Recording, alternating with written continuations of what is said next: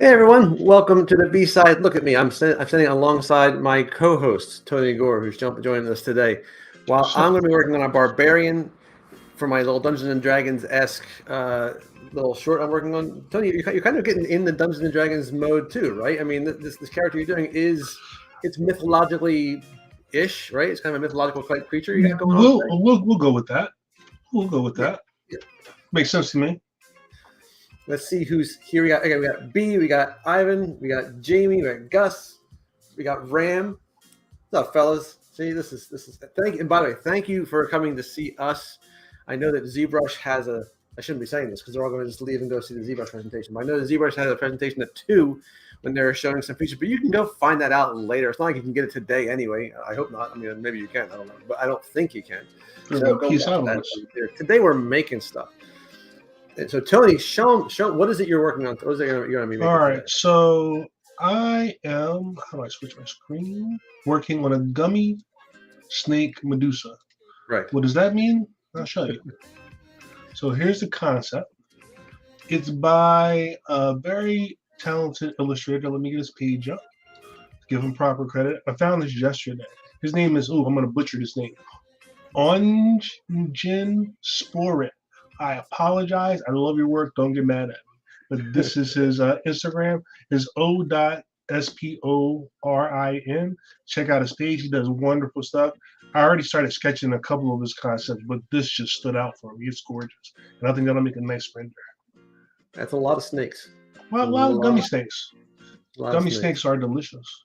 We got Andrew here. We got Arkham Reds. What's up, fellas? Again, thanks again for joining us. Hopefully it'll be a good time here. I am doing, like I said, for my little Dungeons and Dragons short that I'm working on, a bunch of different characters, and this is one of the members of the main character, the thief. Members of her party is going to be a barbarian. Now, Tony does everything from scratch because Tony can do that. Because I'm stupid. I cannot. I mean, I have done things from scratch, and you know what? Now that I've done it from scratch, I feel personally that I don't need to do that anymore because that part is not. So what I like to do, being an environmentally conscious person myself, is I like to recycle, reuse, and repurpose. So what I'm going to do is I'm going to take a stylized version of He-Man that I did a while ago, like a long time ago, which is this guy here, and he's got that dignified look that I just wanted in my Barbarian, and I'm going to repurpose that for my Barbarian guy. I kind of want, again, just kind of like my other stuff, I want it to be a little bit over exaggerated, a little bit stylized, and I figured, well, this is definitely someone that falls in that category. The body shape is something I can work with. I like the idea of him having this crazy expression, even though I'm going to start with a basic expression. But then I'm going to fur this dude up.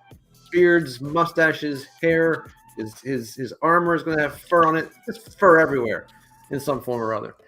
So mainly today, I'm going to be looking to try and take this guy's face and kind of, like I said, repurpose it. And I'm going to jettison all the He-Man-esque elements, all the outfit stuff. But at least I have a basic mesh ready to go. I don't need to start from absolute scratch. If you want to start from absolute scratch, look to the gentleman on my right, because that's what you're going to be seeing that from scratch. I am a glutton for punishment. So this is where we are. So I'm going to just start playing on my little dude here. I'm going to start kind of messing around with the face to make him look a little bit more barbaric and less page boy haircut-esque. I'm going to get rid of the He-Man accoutrement because he doesn't need it. And yeah, see if we can get a Barbarian made by the end of the show here.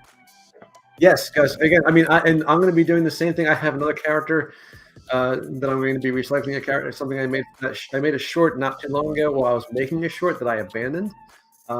So I had a bunch of characters from that. I'm going to be, dumpster diving all day through that to try and find anything I can that can be reused, because it's not going to be seen anyway otherwise. So, I might as well salvage it somehow.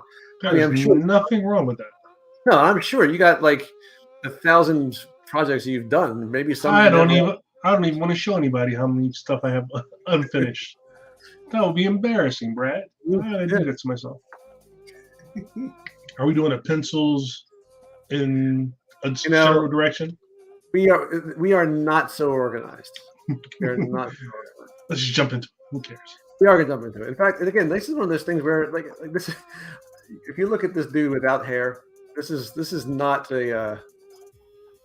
This is barely human. That's okay. He's got some things going on.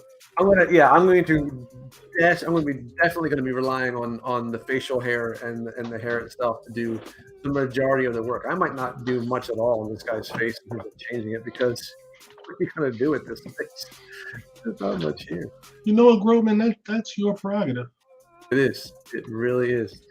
I think for the Barbarian, I want to kind of give him like a very angular face, an angular nose, almost like a vertical bridge. Because like barbarians aren't known for their brains, and it's like it's true. Like I think it's kind of cool to have this brain pan looking really, really, really flat. Like not brain pan, like the cranium, not very tall. If I encountered him on the street, I might be a little concerned. Hey, Shane, about his well-being. Well, he's again like I guess my He-Man version of this guy has a little bit of a cross-eyed look, and I think it's going to help. He's not he's not going to be wearing spectacles. He's not going to be leaping through Tolstoy.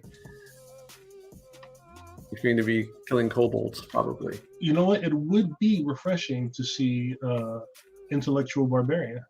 It would, and and maybe in his spare time, he's working on sonnets. Perhaps.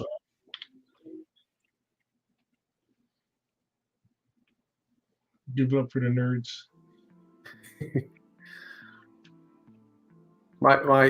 For me, the universal language for someone who is not horribly bright is the lower lip coming out.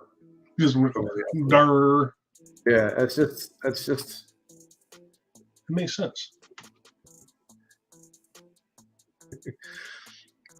Don't pigeonhole him, B. He could be book smart. He could be both. He could handle himself in a dungeon and also go home with a cup of tea. Under the cup of tea. Hamlet. You don't know. Who doesn't love a cup of tea? I can imagine him being an Earl Grey man. Now I mentioned it, Brad, but this is the first Super Friends only. Super Friends only, yes. We come as a package. Yeah. It works out better that way most of the time.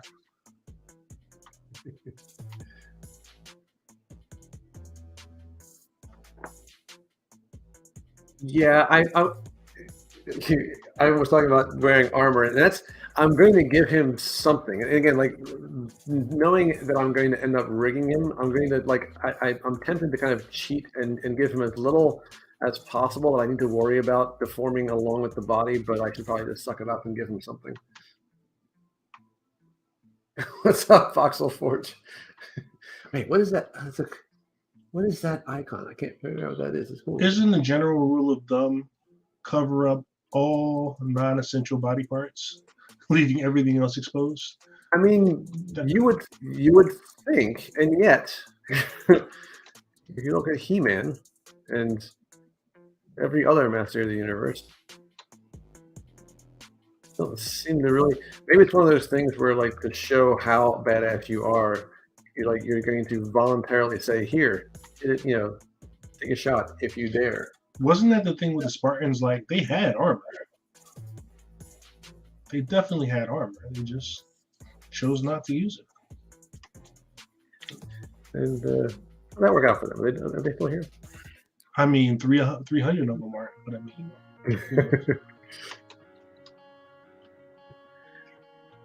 Muscle magic.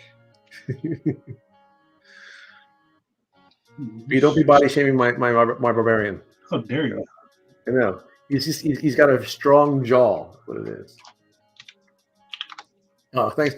Just saying that. Yeah, the 100th episode was a blast. I felt so bad when I came on.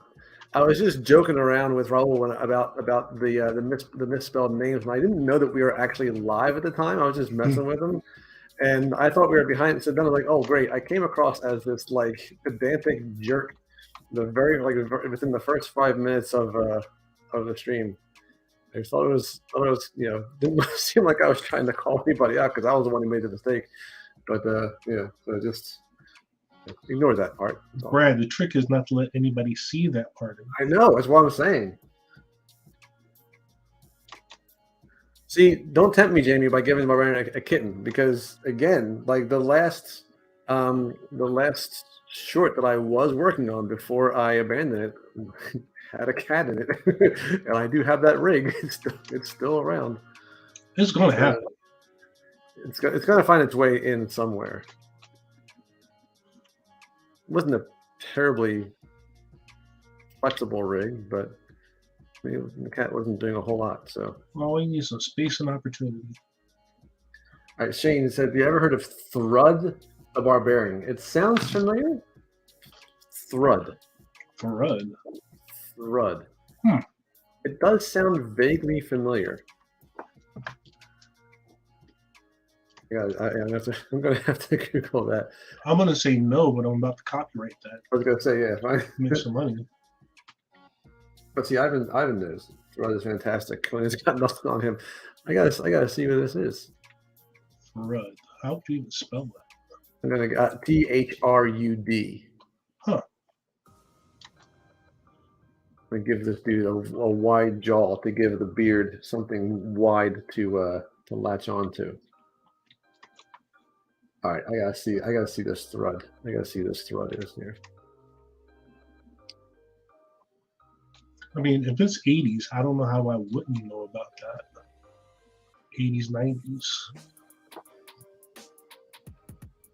Oh, okay. I can see. Yeah, the dude, his body is ridiculously huge, and his head is insanely small. See, okay, good concept idea. I think I'm onto it. I think I'm onto something here. What do I just assume before I can do anything? But I'm going to throw in some. I'm going to block out the hair. I want to kind of see how this beard is going to look. Now I know that there is. This is where I've run into the problem of I've downloaded 1,000 different hair brushes over the and in my experience, they're pretty easy to make. If you no, they absolutely are.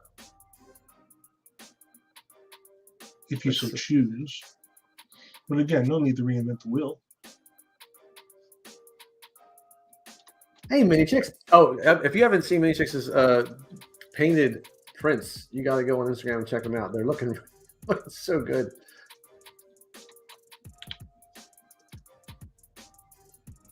What's up, Ben? Yes, Tony's. Oh, again, Tony's helping to spice up the broadcast with gummy Medusa, which is not something you typically see. Which is why I'm very excited to see. I want to see the render because the way you work with materials is kind of it's going to make this really interesting. But I got to move extra fast today. It's true. You have to, yes.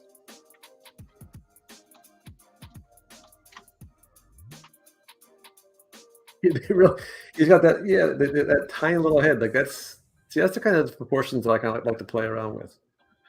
So I did see the problem with these insert hair brushes or the curve is that they have ridiculously high poly counts, some of them, which they have no business having. Like there's no need for this.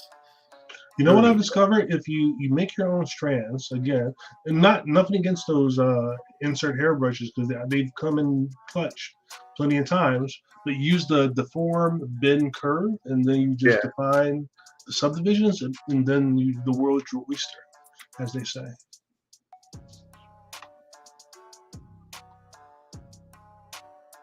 Yeah, Tony, you hit that with some translucency and so Tony has Tony's does rendering in you do it in mostly in Maya now. You use Arnold still? Arnold. Yeah.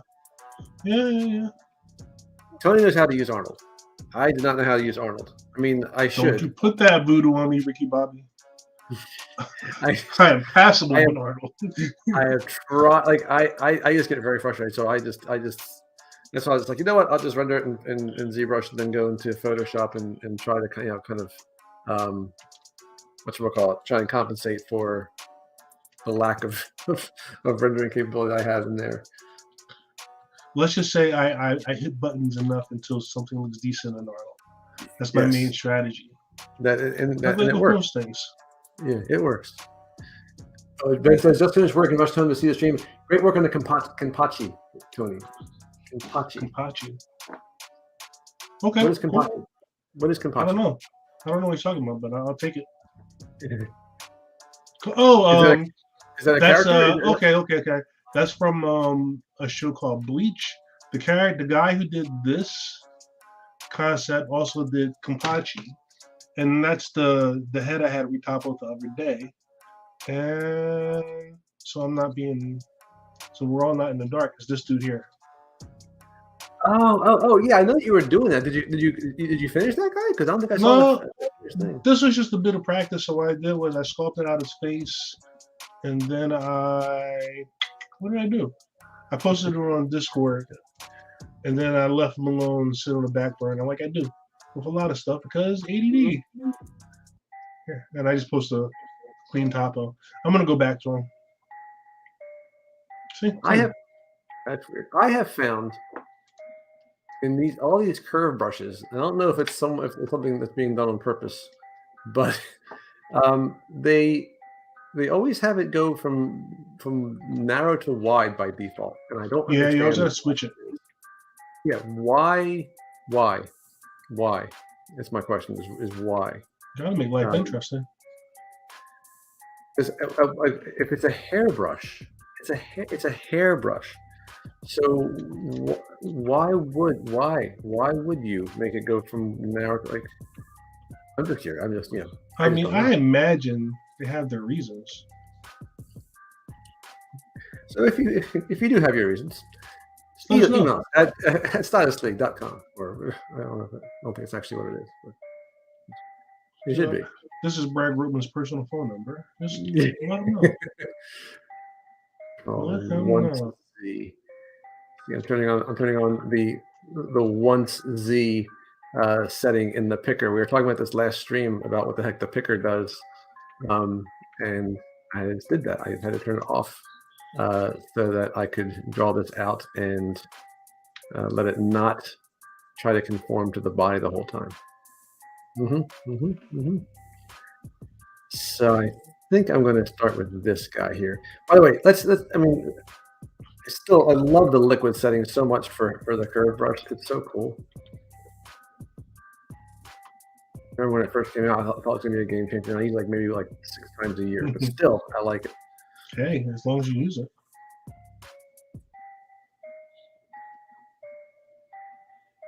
So this is going to be a block out of the beard. It's going to be a block out of the beard. I'm not going to.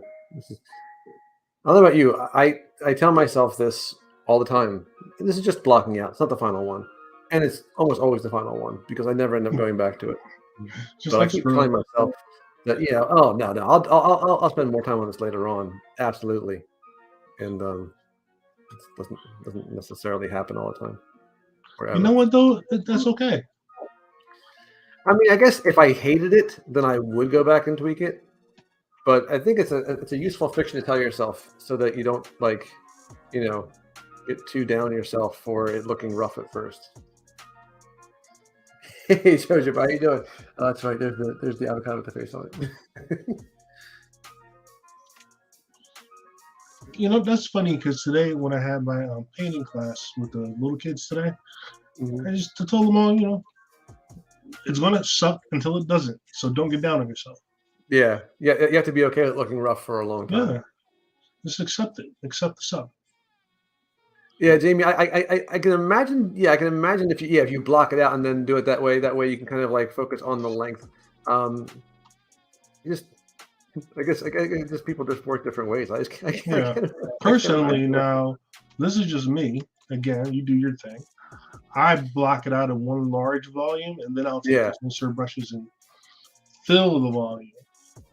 But you don't have to. I definitely do that with hair, like Yeah. because like I always have trouble figuring out how to make it conform to the skull and that kind of a thing. Mhm. The beard, I feel that maybe I can get away with this.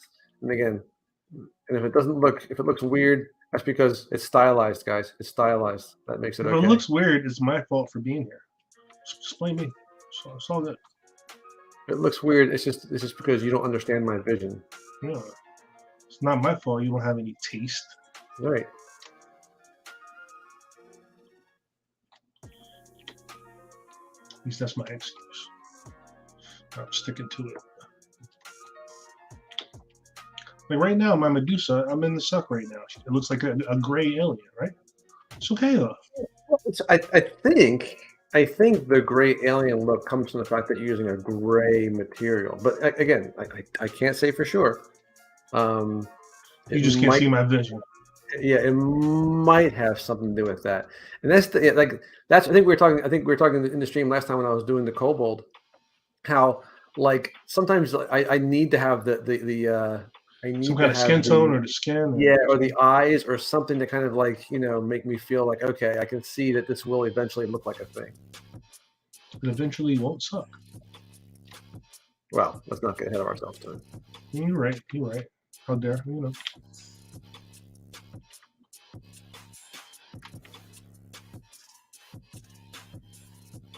I mean, it's a tall order. Oh, it can't suck. Well, then what the hell am I even doing?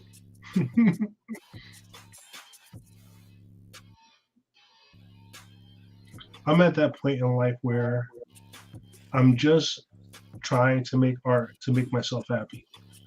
If it doesn't suck, that's icing on the cake.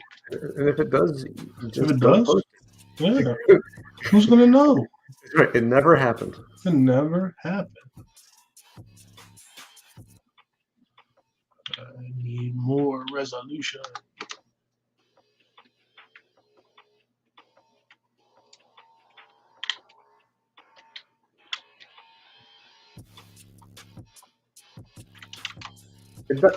Jamie said if that was blue, it could almost be Megamind. He's not wrong. It's got that nose. When you make a good point, you make a good point, sir. This is one of those things that I learned embarrassingly late in the game here. But if you like hover over the end of your curve and hold down control, you can just tap and then hold down control. You can twist it like that. I learned that embarrassingly late in the game. I'm learning this later than you because what? You see. I only knew you could do that with you know how much trouble that would have saved me to know? I mean. Oh wow. Game changer.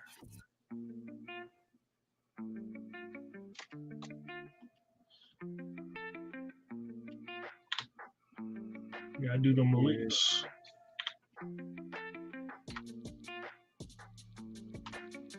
I'll put out an unpopular opinion. I brought this up in our group chat earlier today, Brad. What? I was watching a 1987 cult hit, Running Man, with Arnold Schwarzenegger. Now, I know a lot of people don't like remakes or reboots. I think that would be a hell of a reboot if they redid it now. Because the movie actually holds up. And here's where I have never seen it.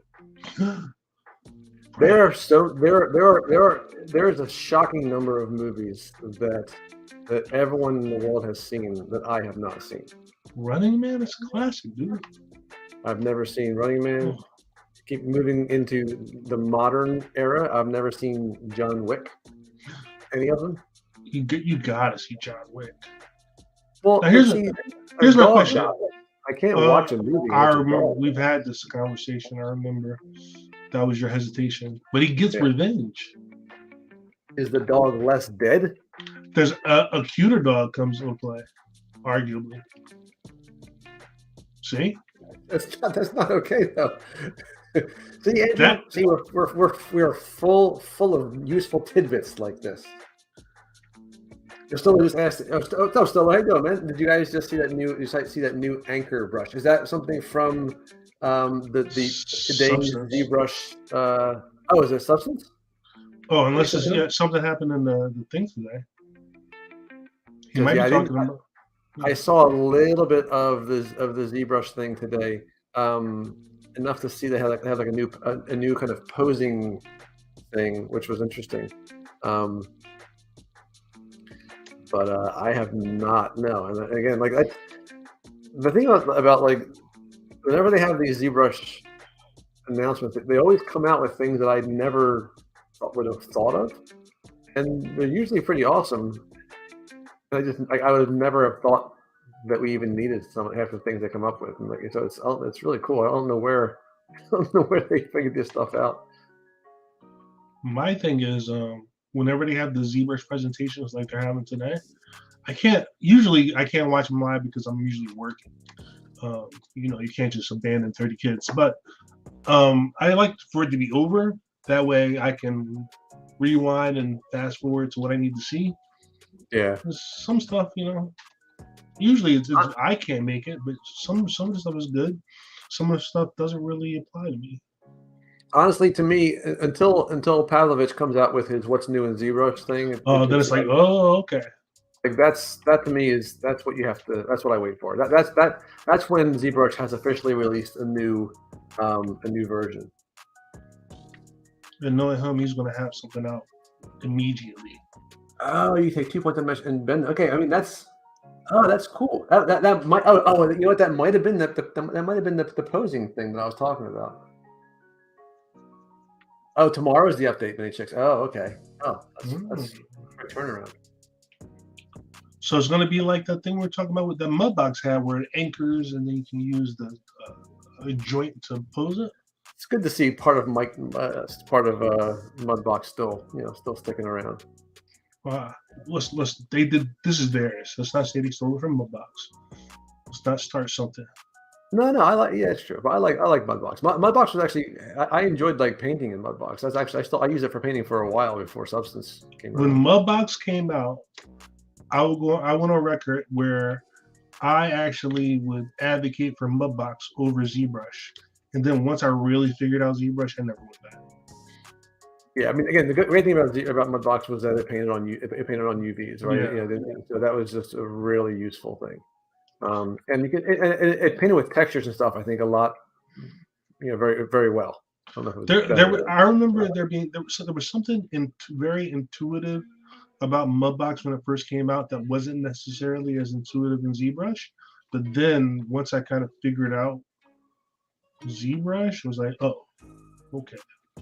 Now, B was talking about the Pitbull. Was the Pitbull from was that the second? Was that the replacement? Yes. The one that you're saying was the cuter one? Cute, great Pitbull, wagging tail, the Pitbull unique smile. It's wonderful. How quickly you forget about the original dog, Tony. I hope Ping doesn't hear this. Don't you do that. Ping is Tony's dog, who is I'm sure cute enough that Tony would not forget Ping immediately just because a cuter dog came around. I mean, there's always cuter dogs. I mean, how cute of a dog are we talking there? He can be bought. Let's not be silly. He can be bought with cute dogs. It's all right. I mean, is there going to be a cute dog exchange? Because I'm not saying no. Right. Yeah, the Pavlovich videos stole the Pavlovich videos. I mean, they're required viewing. I would not know how to use half the stuff in ZBrush if it weren't for his stuff. Like, it'd be like trying to learn a program without tutorial somehow. Like, I don't know how, because without that, like, really, how would you know? Like the videos that Pixelogic put out or Maximum put out on their website, they were kind of useful, but they weren't nearly as thorough. How do you put it? Like, he kind of does a use case where he applies that new stuff to actual things that you might use them for more than likely. Whereas sometimes the other videos are a little bit more abstract in nature. And I also find that Pavlovich, this is turned into the Pavlovich show, but he uses the new features in combination with other things that I find extremely helpful. But also, one of the things like he'll do, he'll just like as an aside say, oh, and of course you can also use this tool, and like I will have never heard that tool in my life, and now like in the course of showing you how to do one thing, you'll learn how to do several other things, and it's just really that's Thanks a lot, Mike. You ruined my life. So if you're wondering why my camera just zoomed in, it's because this little guy has decided that he wanted to sit on my thing, which is a good timing because Arkham just said we should have a pet section in Discord to share pet pictures. Yes, I call that my Instagram feed. It's pretty much all I do there because I have several pets to choose from. Come on, Buck. Let Daddy work on here. Several was kind of an understatement there, but it's true. It's true. There you go. Okay, because somehow no. Go on the empty spot of the desk. There you go. Oh my gosh. There's nothing about my tablet that should, in theory, be irresistible to a cat looking for a place to lay down. And yet. Now I heard this theory that cats just want to do what you're doing. And I saw it was on like TikTok or something that when we had the Rona and everybody's working from home, I saw this video of this woman who kept trying to work and the cat kept jumping on her keyboard. So what she did to resolve this was buy the cat his own little mini keyboard. And the cat would just sit right next to her on his keyboard and never bothered her again. That's interesting. It's an interesting idea. I can't help but think that if I were to do that, my cat would be like, "Yeah, but you're not using that one, and therefore there's no fun to be had in disrupting." I'd be interested to see. So here's the thing: is it worth a try? It is worth a try. It is worth a try. Yeah. See, this is where I kind of realized. I started thinking, you know what? If I wanted to be really stylized, I love using that word to cover. There's that word again. Yeah, I get that from my students. I'm like, the anatomy's all wrong here. No, it's stylized. Yeah, that's not how that works, sir. I want to be really stylized. What I would do is not even try and make it feel like actual hair clumps. I would say no. Stylize that, which means just make it a big giant mass. So Brett 13 left us. You're not off by much. You're not off by much. That word for dogs, though. No, I don't think that word for dogs either. No, dogs are a whole different thing. A dog would just eat it. But here's where it really comes together. It's going to come together once he has his mustache.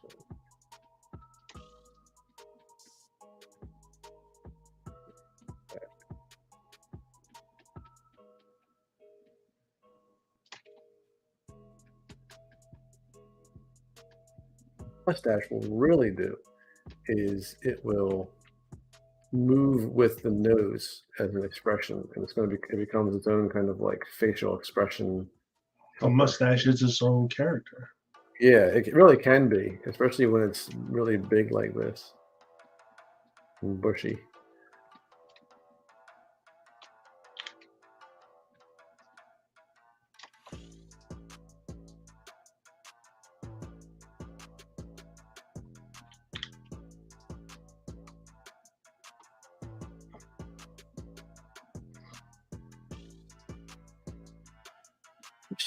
A sheet of paper next. See, this is good. I need all the tips I can get. So I have a cat out on my desk. I have a cat now at my leg who is scratching at me because I have not been paying sufficient attention to him. Again, how So, dare you? yeah. So everyone, this is Brewster, and Brewster is turning 17 years old in 2 weeks. So he'll be ready Human for years or cat years? human years. Damn. I know. He's ready to drive. Anyone have any leads on a cat-sized used car? I definitely appreciate it. I'm sure it exists. He is yeah, you've had him since 2006.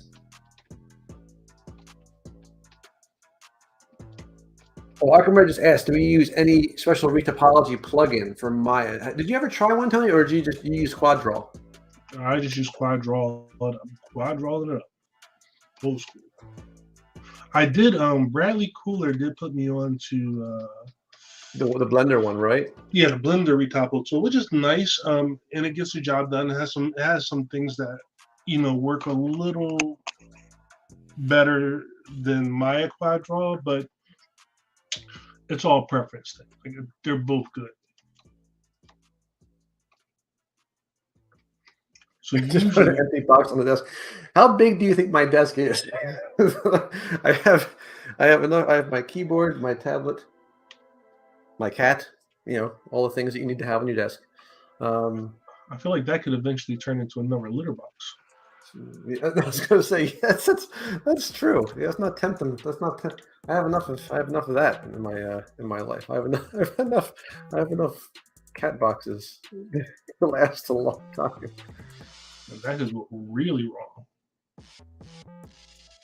Already,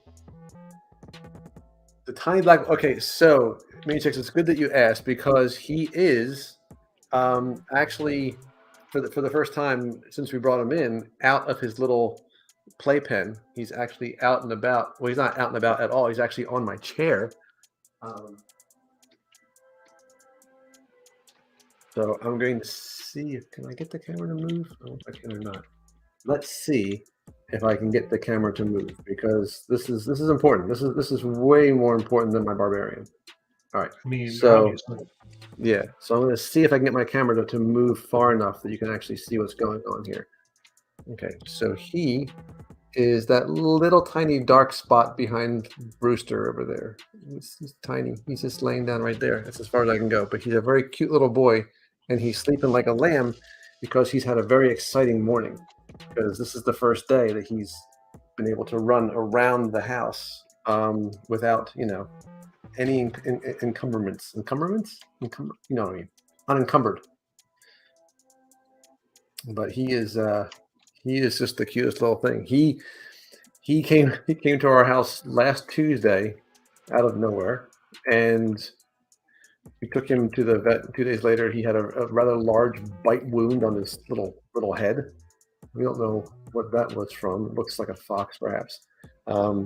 So he had a tough start, but now he is being pampered like you wouldn't believe. See,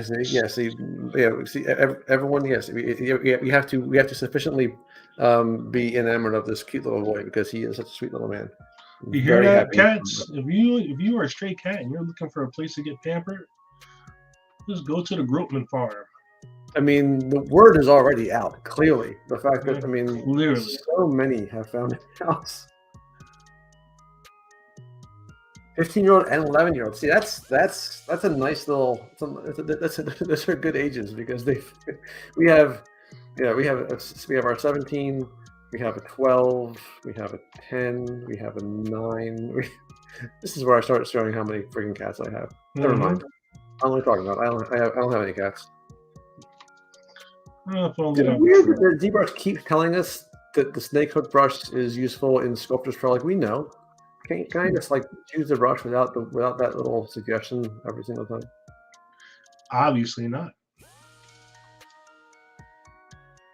But that's like one of those things where it's like, let's think of things that we don't really need to do, and make that kind of a new thing. Like you don't need to add a little pop-up window every time we use a brush that we've, I'm just saying, it's not necessary really. It's like, I know you, homie. You don't gotta tell me.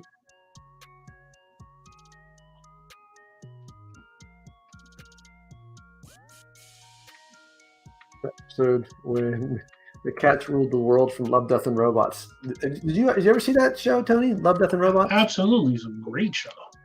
Okay, see again, I feel very culturally illiterate because I know of the show. I've never seen it. We actually have a lot of friends, common friends that have worked on it. Oh, all right. I think you probably know some folks that have been on that. That was like a prestige thing. So many people when the season started coming out, you would see a lot of people online saying, "Hey, I just worked on Love, Death, and Robots. Check it out." Oh, that's cool. All right, so what I'm going to do here with this beard is I'm going to duplicate it so I have a version, because this is where I'm going to try to make this just one giant piece and see if I can just, magic word, stylize. I know, guys. I know. I am so like I said, there are so many shows that these guys are always talking about, and I'm just nodding along as if I have the slightest clue what. As a matter of fact, it's on Netflix, so there's no reason for you to miss that. I think I started watching an episode and it looked really cool. Like the rendering looked kind of really interesting. I like the way it looked. The cool thing too is it's an anthology, so there's nothing where you have to like keep up. You can just jump in on whatever looks interesting to you. And there's so many different excuse me, there's so many different styles that you can appreciate.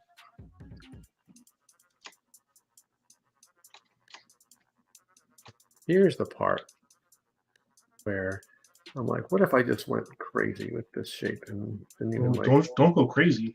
Don't do that. What if I just wanted to go crazy with this shape? People couldn't handle it.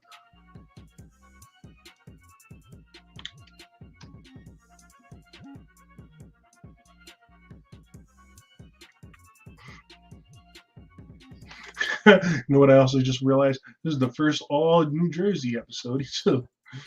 Oh gosh, this is probably not the thing you want to advertise, but well, we're losing viewers by the second. It's true though. It is the first. I just tell the truth. I just tell the truth. Oh, Skull Reaper, how you doing? Thanks for coming.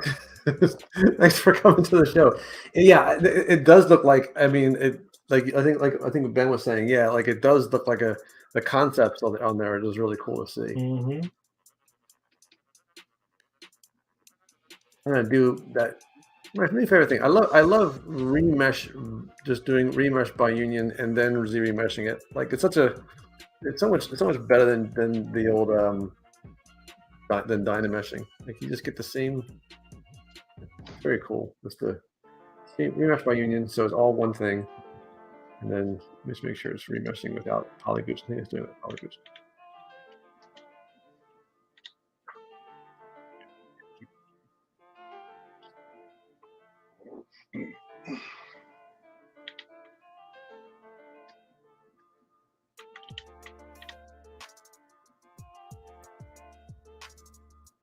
I made a copy of this so that I don't like this. I can always go back to the other one. Hey, that's what you do.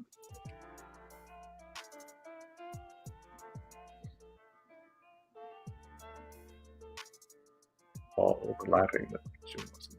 I was getting some random parts on there.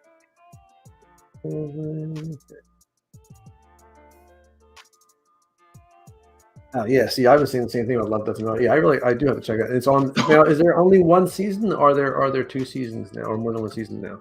I want to say maybe there's 3. Yeah, because I remember hearing, I thought something about a 2nd season or something like that.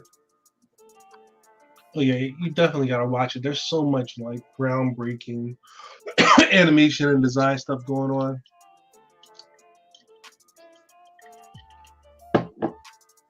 It'd be a shame if you didn't. B's gotta take off. All right, B, thanks for showing up, man. Really appreciate it. Love Death for Robots is 3 volumes. 3 volumes. What the heck is going on with this? All I want you to do is sew yourself up. That's all I want you to do. I keep doing this rematch by union thing, and I keep getting this weird, this weird puckering going on. Actually, no, let's turn on symmetry. Let's be symmetrical for now. Oh, Gus says I got 3 C's and C things. Okay, so I got so that's wow, that's a lot, right?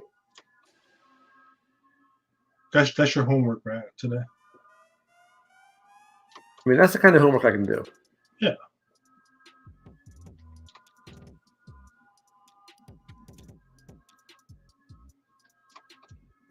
Let's see if I can actually get this to freaking work this time. Jeez. Pulling teeth. No. Close holes. What the heck? Close holes, auto groups. Make sure there's nothing there. Okay. Everything is freaking close. You know what I'm gonna end up doing? I'm gonna end up friggin' just dynameshing this and saying the heck with it, which is the one thing I was trying to avoid doing. But it's okay. It's gonna You know what? It's okay, right? Hakuna Matata. Hakuna Matata.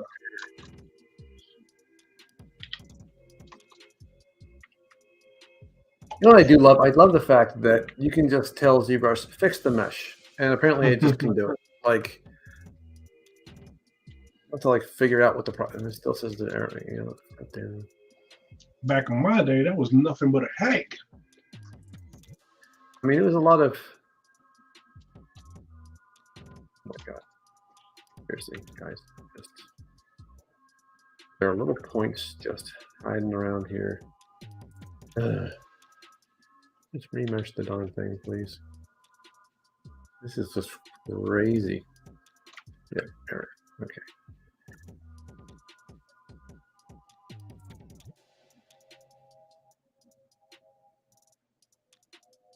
What am I? Is this just?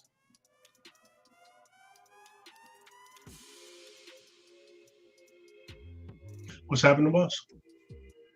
Well, I think what it was, what it really is that I'm an idiot.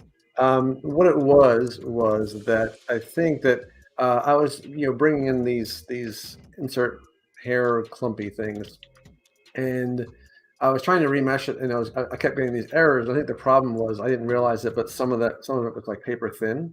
So like there was like essentially like there was no thickness to it. So when I was trying to remesh, I think that like it was just I don't know, it was like almost like one-sided. I think that's what it was. But the important thing is that the thing I was trying to avoid, which was using Dynamesh, I ended up having to do because that's just the way it is. You know better than that. I know. What was I thinking? I'm just going to remesh this one more time. So all this was just, by the way, like you realize that I did all this, merged it all together, which means I could have just used a sphere and been done like a long time ago. A long time ago. But you know what? I still have my originals, and I might end up using my originals because that might be better in the long run. Let's just remesh these with double. I think the problem is I just didn't like the geometry here, so let's remesh with the same double.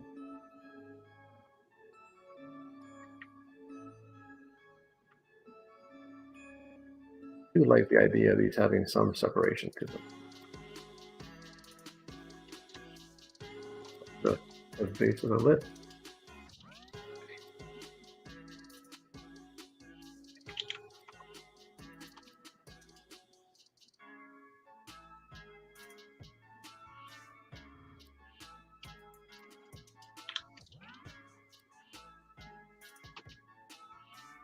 So I don't know what made these cats start to thinking that using claws as an attention grabber was a good idea, but they seem to have really warmed up to it.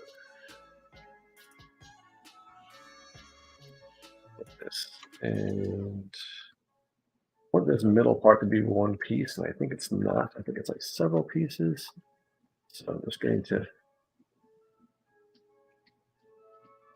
And by the way, that when you use remesh by union, you kind of need to have symmetry turned off, otherwise weird things happen. Which is, not something I realized at first. Now you know.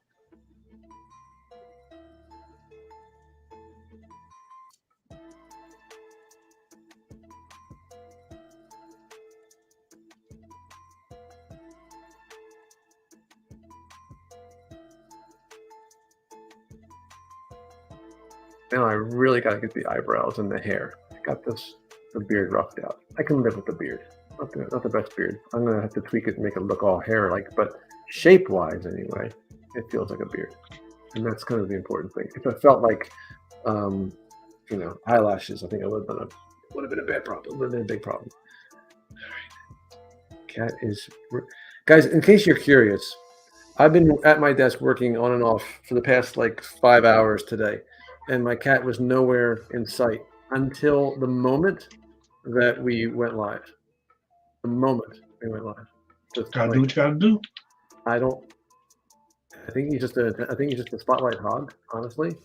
But I thought to myself, I remember thinking, wow, this is gonna be amazing. I don't have to worry about, competing for attention with my cat. And then as soon as the camera came on, just out of nowhere. They must be. Then they must have some sort of like, I think they all just want to be stars, honestly. Or they just they like the idea of trying to weasel their way in while I'm talking or trying to work.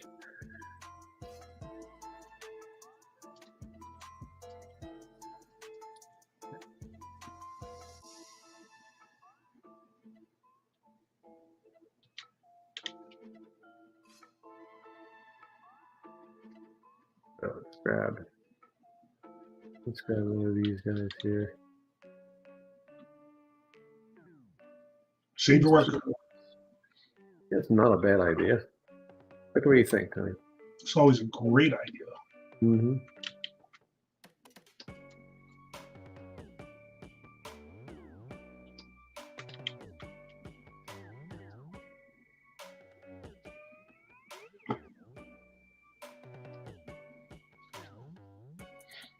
That beard is looking awfully mighty there, sir. Well, I mean, it looks a little silly right now with this big piece right on the top. But again, the silhouette is Yeah, it works. It's beard-like. He's going to have some hair on top of his head too, which will kind of add to it and kind of come flowing down. So, I think it'll be okay in the long run. I need to get that. I need to get one more little.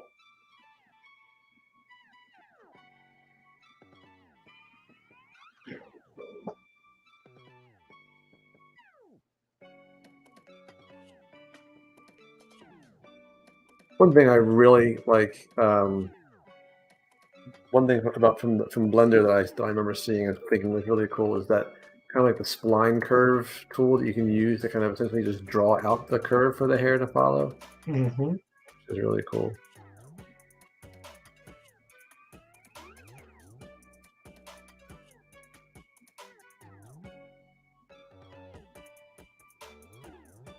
You have tips for eye placement as far as distance to bridge of nose and not push too far in the eye socket. Tips eyelid placement for stylized characters. So, like, Tony, you do eyelids and stuff like that. You build them in, right? Like into the face with like basically like you just add like half a sphere and then just kind of like. Here, I'll show you. Here, I'll show you one trick I do. Again, you do what you like, but check this out. If you have your, let's say you're doing a face, right? And you got your sections of your head all sorted out. Whatever. I'm just trust me on this. This jaw, upper cranium, back of the skull, you get the idea, right? So if I were to get another one, so I'm going to append a sphere right there. Just hide that for a second. I just want to use that over and over again. And let's say we start to build in the structure of your face, right? So when I say that, here's your ocular cavities, right? Bridge of your nose, your cheekbones, what have you. Yes. Now, Tony, when you are going to bring the eyes in, make sure you use the macro because we learned about that last time we were here. No. What? The macro. Yes, when it comes time to add eyes, don't worry about that. I'll show you. Now I downloaded Jamie's newer version, but there's a way to make eyes that are like it's like a one button thing, which I never knew until what? Jamie did. Yeah, already toy plastic and everything.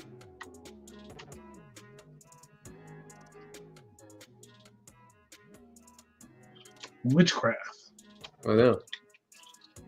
All right, so imagine this is like halfway decent. Got a face, and he's a beautiful summer. All right, so what I'll do, and this is super low res, is I'll take a sphere. Let's make one, and I'll make that the correct size for the eye. Now, realistic. Oops, got my symmetry turned on, and I don't want that. Then I just crash the brush. Don't you do it. Don't you do it. There we go. There he is. Okay, so for a realistic eye, they're way smaller than you would ever realize. But let's see, I make the eye about this big, and I'll place it. Are they really that small? I thought they were big. They're probably smaller than that in a realistic head, but whatever.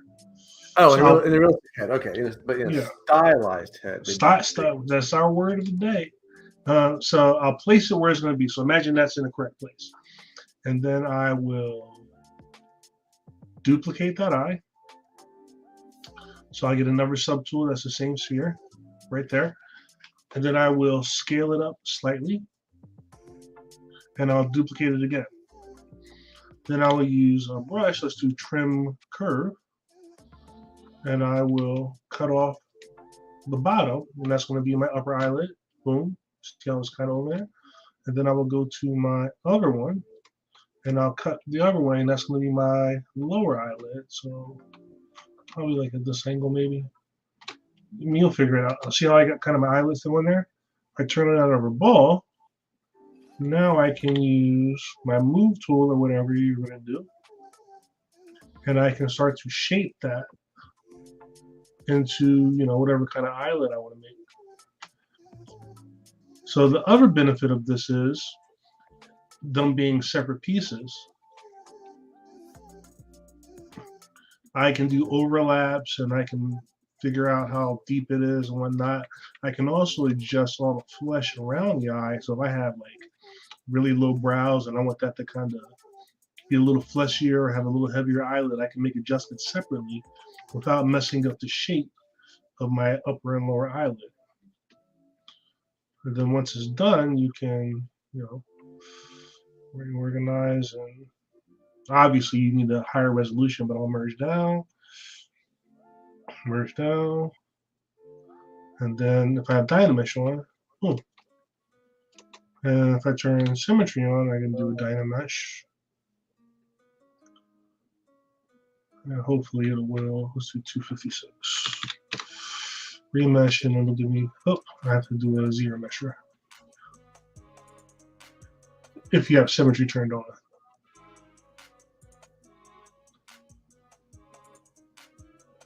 I'm on my slower machine today, guys. So. Yeah, how high res is that face right now? It's not terribly high at all.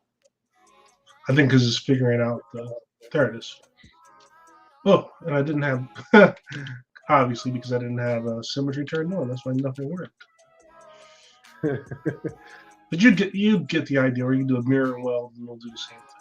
Yeah. So Tony, when you want to add eyes, here's how you do it. Are you ready? Are you ready? Yeah, man. Go up to your macro menu. The one that we go to all the time, and then go to the macros button. Look at this. Look at this. You have what? You have append eyes, append a Q cube. Center mesh to the world. No. Yeah. See, Never knew any of this stuff.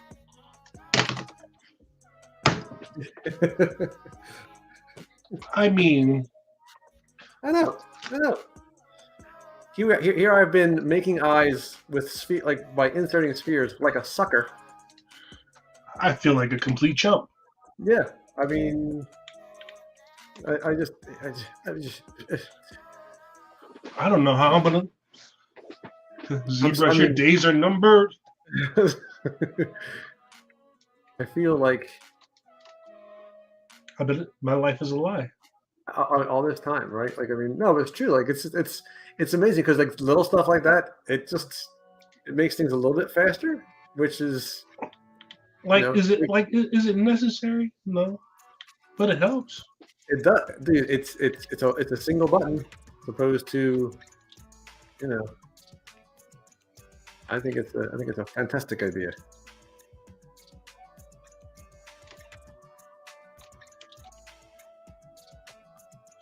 Hope you're enjoying the show, ladies and gentlemen. Watching Brad and I have our minds blown. And as I was sitting here earlier making fun of the fact that the hair curve brush goes from narrow to wide instead of wide to narrow, I just needed to make it go from narrow to wide instead of wide to narrow because I was doing the eyebrows. So again, I take it back. But you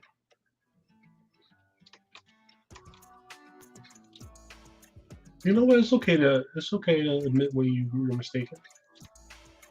I admit nothing.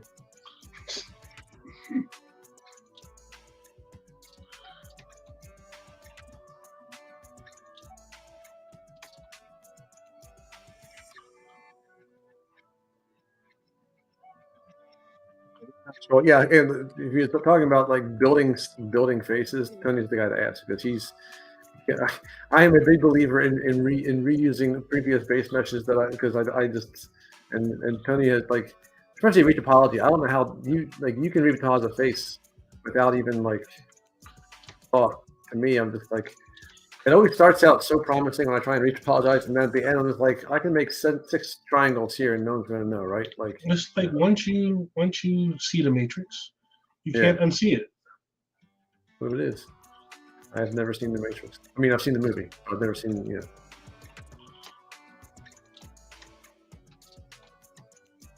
Thanks, Ram. Ram doesn't do rhymes before our show. And, I guess we're not rhyme worthy yet, but one day we'll get there. Yeah, so you've been welcome to the newly macroed club.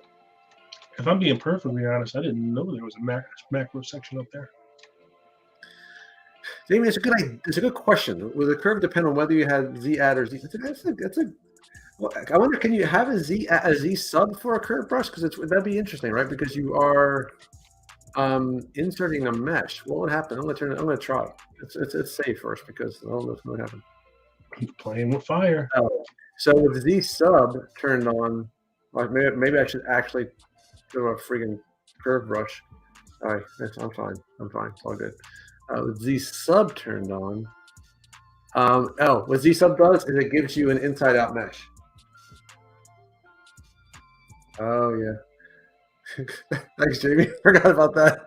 No, so if you have a curve brush and you have it set to Z subtract, apparently what it does is it doesn't change the direction of the curve modifier. It just makes the mesh inside out.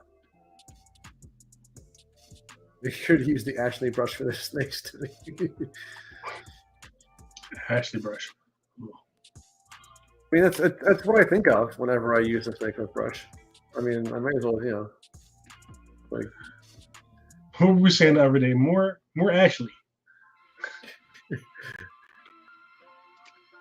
There's a lot of it, and it makes it's kind of a nice homage, but there are also lots of potentially problematic situations when you name a brush after somebody. I'm gonna go with my Ashley modifier. Out of respect to Ashley, I will not prefer it to the Ashley brush in deference to her wishes. Oh man, definitely, Raj, definitely appreciate it, but I know exactly how you feel. Didn't get it. Which probably no one saw it, or because they're doing a million things. But I know exactly how you feel. I remember again, like it's the biggest anticlimax when I did my last animated short, which was Burger Time.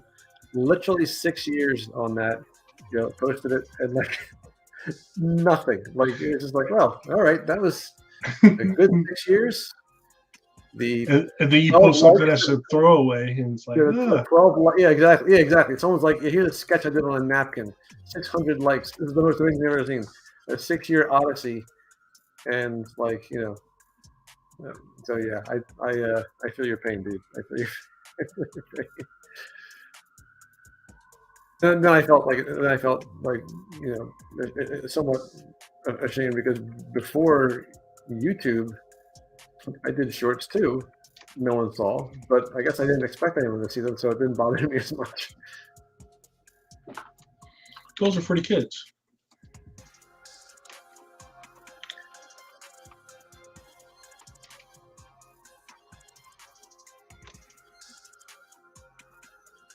Yeah, I'm actually surprised the 100th like didn't crash StreamYard. Like I'm like it actually, and it didn't, like, what was cool about it is it didn't feel overstuffed in the sense that like you could still have conversations, people still talked and stuff like that, and it didn't seem like it was that to me was always the fear was that it was going to be just too much, but I thought it worked out really well.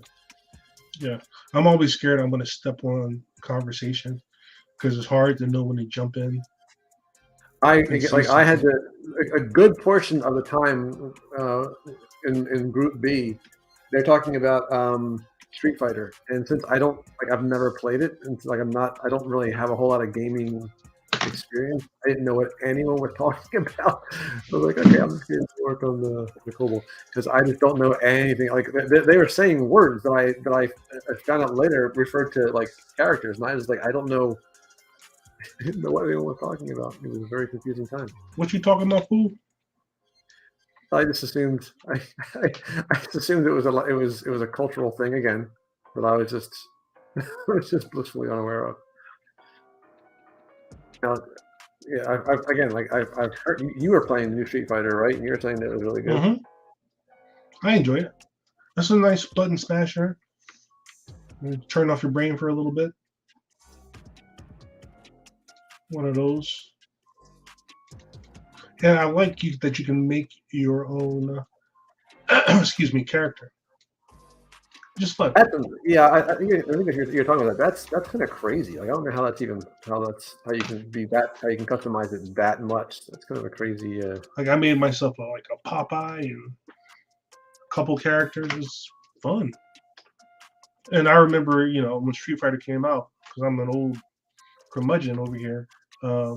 So play Street Fighter for hours as a kid. Just a weekend if I didn't have anything to do. Oof. Jamie, this is exactly how it was with me. That's why I almost never comment now on the on the streams because like I'll like something will happen with like Mike or Bradley or Owen, and I'll say something that at the time could have been considered a mildly funny thing, but then it won't get read until like 20 minutes later, and they're like, I have no idea what he's talking about. I'm like, damn it. And then I want to write again saying, well, let me explain. But then, again, it's the same problem. That's worse.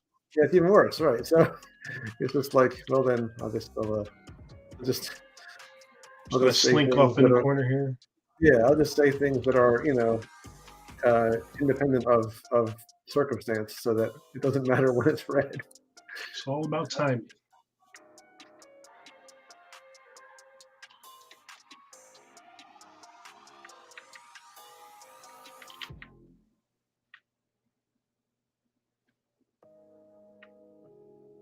Now, when you make clothing and stuff, Tony, for your models, do you use Extract to do that? I will, or again, I'll ship it over to Maya, and I will do quad draw, and I will draw the clothes on top of a what am I trying to say? over the body. Of the T-pose character or something. And then when I pose, I'll just deform the clothes to fit a little better. Because I am emphatically anti-extract. I don't like it because I feel it's very messy. It can be. I like to just duplicate the mesh and then just chop off the faces, either using the selection tool or the slice curve. And then there's that too. You can chop off the body, and then if I'm making a shirt, especially something form fitting, you chop off the head and the parts, appendages you don't need, remesh it, and then just leave it open and form. Yeah.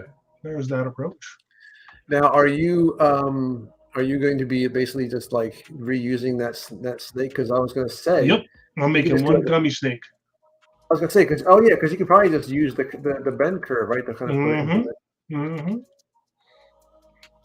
We are in sync, sir. We are one mind. Used the Vulcan mind meld. See, look at that. See, good. I knew we can get Ram back in. Okay, the Jersey Boys are skilled in their toys. The must see as they work in Z, the G men, the technical. See, thanks, Ram. See, now it's an official broadcast. If we didn't have that, really, what are we even doing here? Why even bother? Ram, I was gonna say the same thing. That's why I was like, I wanted to make sure everyone knew that he's making a snake. Oh, jeez. Yes. This is. Oh, guys. Ooh. Maybe I'm too innocent that I should have preempted that. Yeah, Ben. Like we were saying, I've learned from bitter, somewhat humiliating experience that I'm not gonna make a timing joke anymore because it's just a losing battle.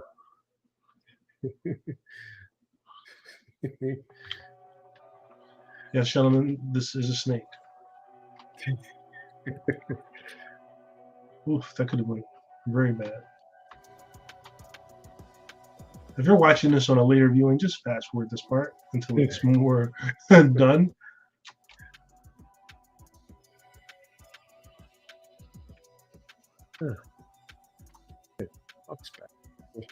I was just thinking, I haven't had to share my tablet with my cat for a good 6 minutes. I can't have that. No, I was getting dangerously close to being productive.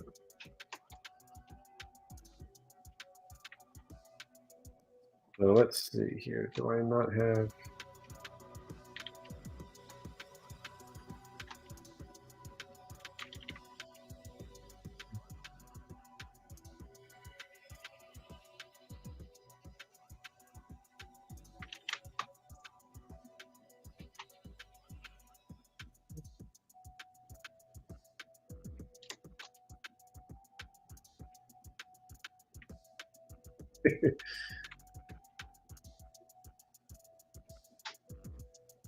Yeah, I mean, if we don't have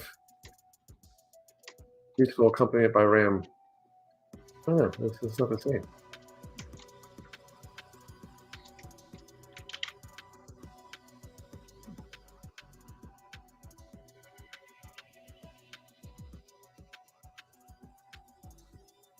Put in some actual hair on top of his head.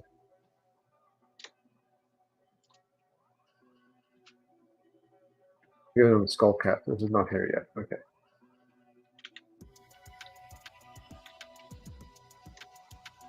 Good goo. What I should do? I should use the stupid. What's that thing called? The slice curve. That's what I should use. You don't like slice curve? I love the slice curve. I get nervous using it sometimes, just because whenever I use any of the curve brushes, I always feel like I'm courting a crash. Disaster. Yeah, and it's not. It's almost never the slice curve. It's usually the knife curve. But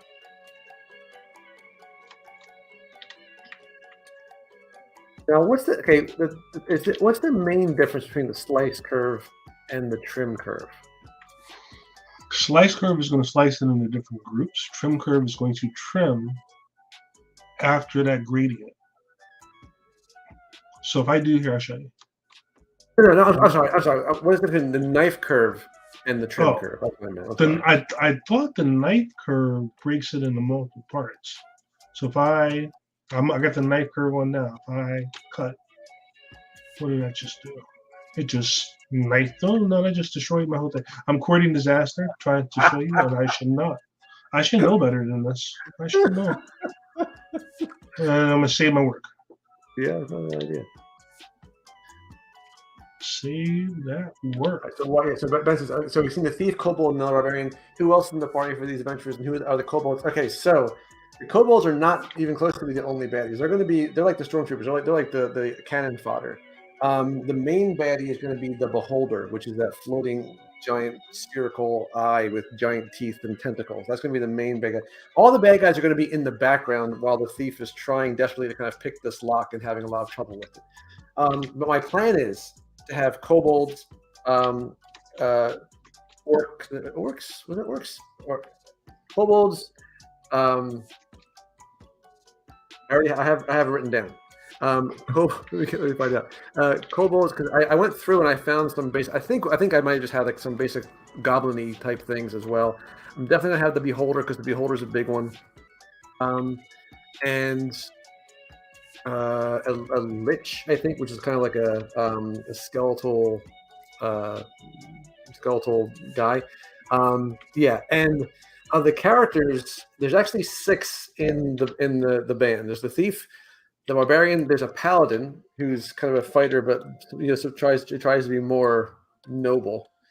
There's the magic user, who is going to be kind of fun, and the one that I think is going to be hilarious, just because, again, I don't know enough about this kind of character in D&D, but there's a bard, and apparently bards are very powerful. They can use their instruments to kind of do all kinds of stuff.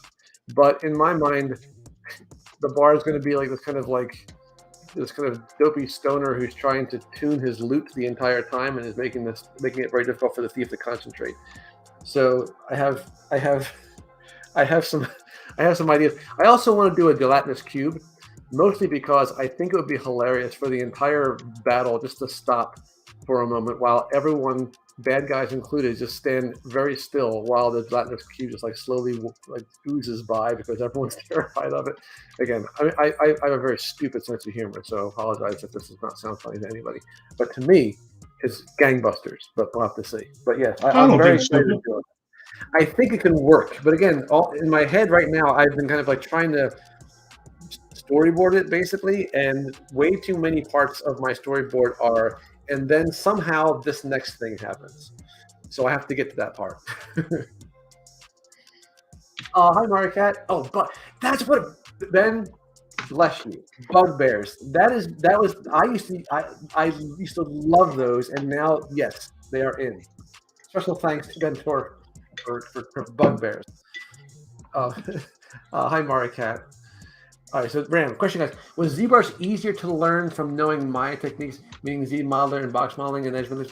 I would say absolutely yes, because I would have to imagine for a lot of folks who started with ZBrush, who maybe didn't start with box modeling, you weren't used to, maybe you probably weren't even used to thinking about edge topology flow. And edge flow, right? Because you never needed to, you could just push points around without having to worry too much about it. I started before ZBrush, at least before I knew ZBrush existed, and all the faces and characters I made. I started literally from a cube in Maya, and I was just pushing. I had to build my faces essentially edge by edge. Or worse than that, you use NURBS.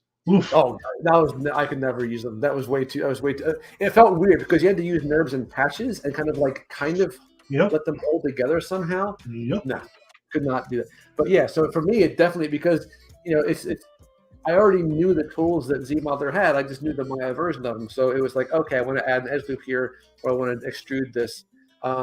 So yeah, I would have to think if you were mostly ZBrush, that was trickier, really tricky probably, because not only is it a new tool, but you have to kind of figure out also what the heck these phrases even mean and when to use them. Because that's true. It's for if you've used box modeling, knowing where to put an edge loop or why you'd need them is kind of second nature. But that might not be the case. Yeah, if you're kind of if you started with ZBrush, because you never need to worry about that. Trying to explain edge loops and topology and edge flow to newbies right now is challenging. I would think, because again, for so many folks, it's just not something they even need to think about. You know? Look at the one not horny Barbarian. See, this is where I'm probably it probably benefits me to not know enough about D&D. I just think that it just seems to me like when you think of the members of a party that are out there trying, like, fighting these creatures, trying to stay alive. A guy who's, we have one person with a mace, one person with a sword, a giant club, and one guy with a guitar. It just sounds like a funny thing to kind of have. Like, his priorities are probably vastly different. Like, so again, in my mind, it's going to be funny. In execution, we don't know for sure. So I just, you have to have a gelatinous cubes somehow.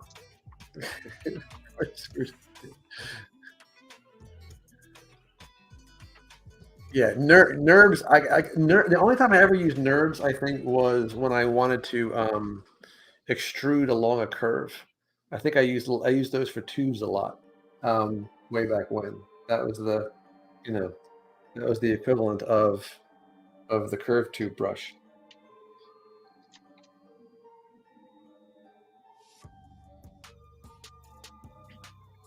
Maybe don't lay down the tablet. You have to keep going over there. Go anywhere but my tablet. Anywhere. Just for the record, are you trying to get a cat to listen to you? I think, I part of me thinks that he could listen to me if he wanted to. Oh, do you? Oh, really? I feel that we have a connection, but I don't understand why he insists. How's that working out for you? I don't understand why he insists on being in that same spot over and over again. I just don't get it.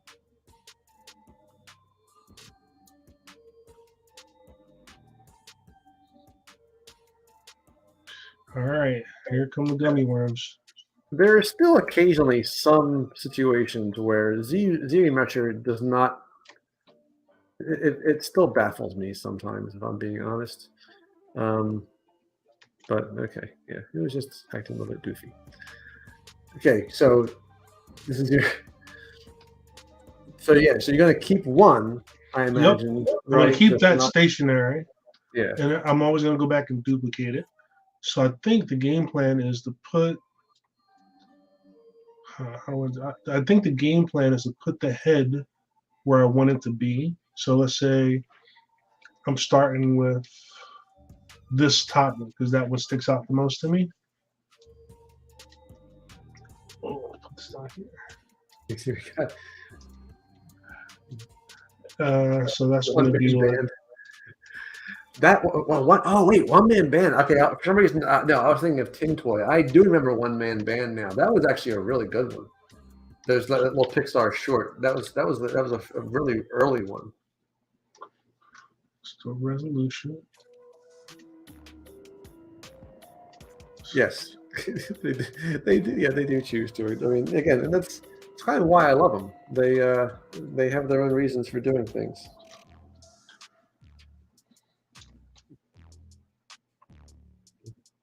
Yeah. You've earned it. All I for this to not be stupid. Not too much to ask.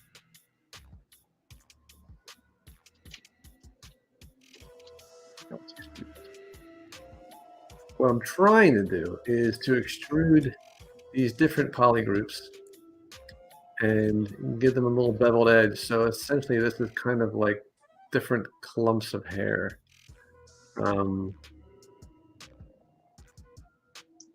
Some bevels work better than others, apparently.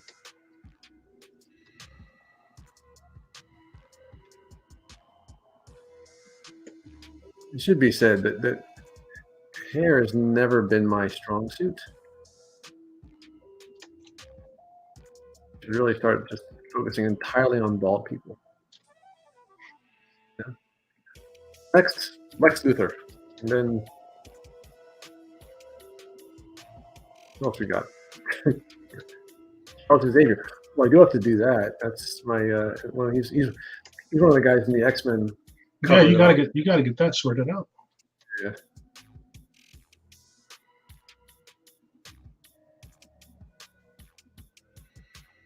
Oh, yeah.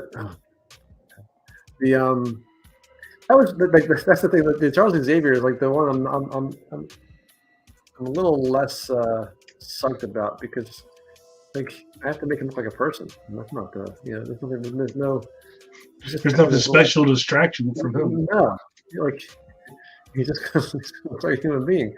That's not fun.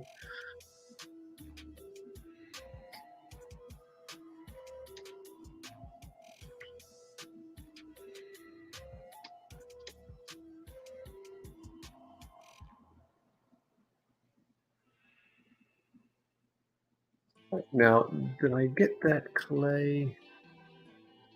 So there is there was a semi-new brush on Pablo's thing called clay. I think it's called clay cleanup, or what's it called? What do you call it? It's like clay buildup, but not. It was like clay cleanup or something like that, or clean buildup or something like that. And now I can't find it. Okay, never mind. I downloaded it, but now I can't find it. Liar! I know. What the heck? Thought I put it in the clay brushes. It would have made sense to put it in the clay brushes. If I put it in here, clay build here. Yeah, oh, clean build. There it is. It's right there. Okay, let's see how this looks.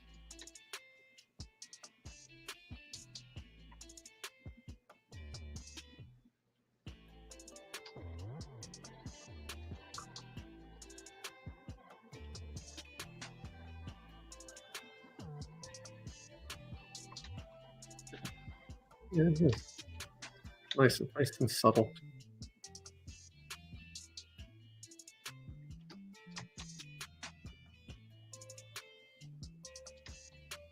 Start with this as my starting point. I'm going to do what you said, Tom. I'm going to use this as a starting point, and then use my my hairbrush as a. Now here's the thing: if you want a little bit of a get back, feel free to not do what I say at all, because I do that all the time. See, that would require a kind of go it alone confidence that I know better, and that doesn't apply to him. Yeah, that's not how we roll here. Because you know me, I'm always like, nope. Oh, I know. I'm gonna do it my way or the highway. And I think I might have this snake situation sorted out. Maybe. I just jinxed myself. I was gonna say, nothing's worse than snake hubris, Tony. Snake hubris. Touche, sir.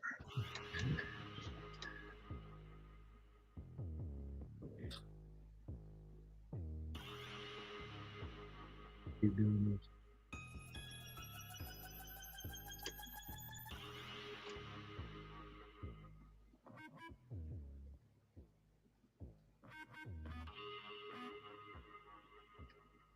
I'm gonna put these giant hair-shaped things and start overlapping them. And again, he's a barbarian, so it shouldn't need to be, pretty. Although I do like the idea of him having glorious flowing hair. Somewhat wild in terms of, Don't forget about bend curve. I'm talking to myself here, but don't forget about bend curve as a little styling tool. If it makes you feel better, I was completely listening, so you weren't talking to yourself. I was absolutely enthralled. Flowing, luxurious barbarian hair. Yes. It sounds awesome to me. It does. It really does. And I think you should follow your feelings. And I see this is good to, although again, like having someone listen to me when I talk about ZBrush, it's gonna really throw me off when I go to start school next year, and that is no longer the case. This is like, enjoy it while you can. My fault. Yeah. I can't have you going soft on us. I'm gonna get spoiled. Yeah, you can't have that. I walk in there thinking, oh, this is not so bad. People listen when I speak. See, if you really want to get me in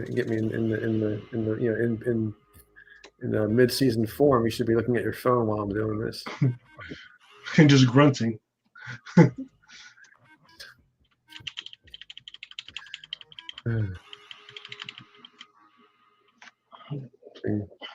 TikTok videos.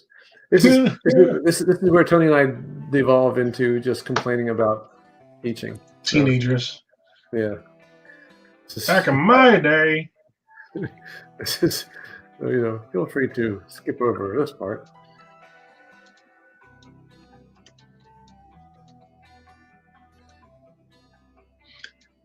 Unless you want a accurate blow by blow and analysis on the current state of education. Which we all want that, right? Well, I mean, that's what everyone's interested in. Who doesn't want that? See, now my cat just jumped down, and part of me is excited, but I think all that means is he just wants to get a better jump onto my lap or onto the desk. It's like, oh, this is. I'm sorry. I'm going through this like, should I rejoice, or is this a bad thing, or is this he just lulling me into a false sense of security? It's a cat. It's never a good thing. I know. Come on, you know better.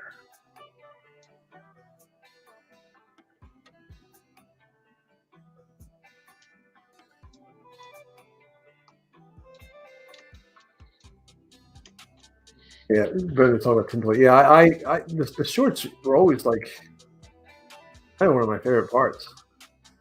Pixar? Yeah, I remember. Well, there was one relatively recent. I think it's called Piper. Maybe it's one of the little bird on the shore. I love that one. Really Speaking of animation studios, has anybody else checked out that spreadsheet that's going around that's spilling all the tea on all these companies? Oof. It's like there are so many. There's virtually nothing that I've seen or heard out there that would make me think that I'd want to work as an animator. Like this, I mean, I'm sure it's not the case. I'm sure you probably it's disproportionate. You probably hear just all the horror stories, but man, all the tea is being spilled, people.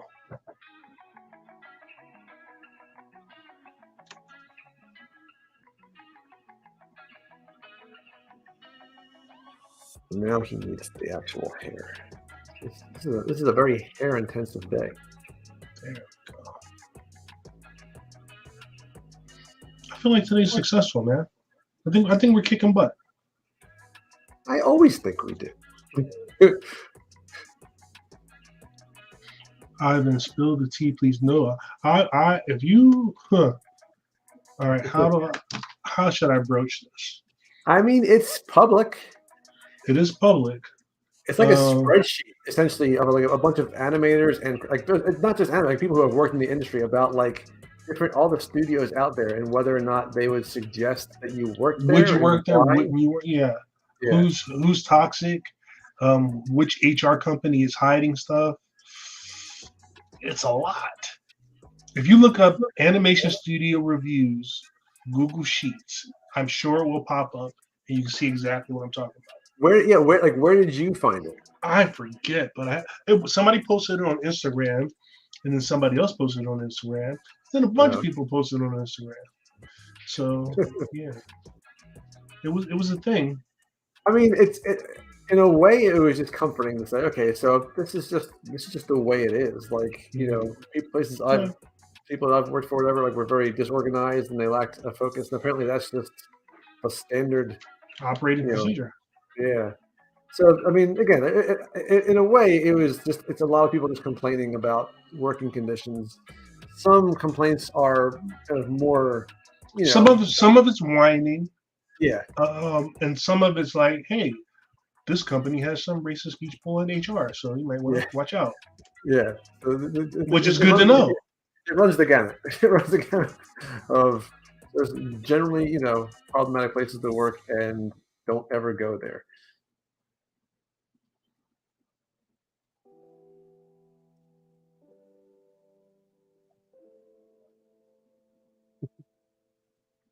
Or like, and they name names, and it's like, hey, Bob Smith harassed me for 3 years, and company didn't do anything. That's Oh, cool. Thanks, Ben. Yeah, Tony and I were talking about this. This is a fun. It's just a fun way to spend some time. Like a lot of us are working anyway, so you may as well, like do it in such a way as to make it more enjoyable, and just hanging out and talking about whatever comes to mind is a cool way to do it. just vibing. To be fair, Yeah, Brad and I have been doing this for years. I was going to say, I mean, like some of the things that they complained about. Again, I don't know how much of that is like. Yeah, you also have to know, like, try and guess, I guess, whether or not the people who are complaining are people who are just Disgruntled? new to work. They might just be new to work spaces and not really be aware of the fact that a lot of work is kind of Clicky and backstabbing and and demanding, and they might not be kind all the time. You know what I mean? So, some of it is just like I said. I think it's almost just it's reassuring that it's not like I didn't just pick a bad place or something like that. If I was at a place that was disorganized and lacking vision and that kind of thing, like that seems to be just that's just the way that a lot of places are, like as a rule. But you know what? Some of it is also when because I worked at some places that weren't so great, and like some of it's when you're not allowed to discuss this type of stuff with other people, and you finally hear like, oh, it's not just me, it's comfort. Yeah, Especially if it's in homecoming, you finally hear, oh, this person isn't just a jerk to me; he's a jerk to everybody. Okay, I get it now. And you just recognize that there are certain kind of like almost unfortunate universal elements of a lot of these kinds of atmospheres that Absolutely. And that it wasn't like that you were just an unlucky. You did not choose it. It wasn't like a bad unlucky choice. It just could be, now that you know what you're getting into, is that you're going to be frustrated a lot of times. Yeah,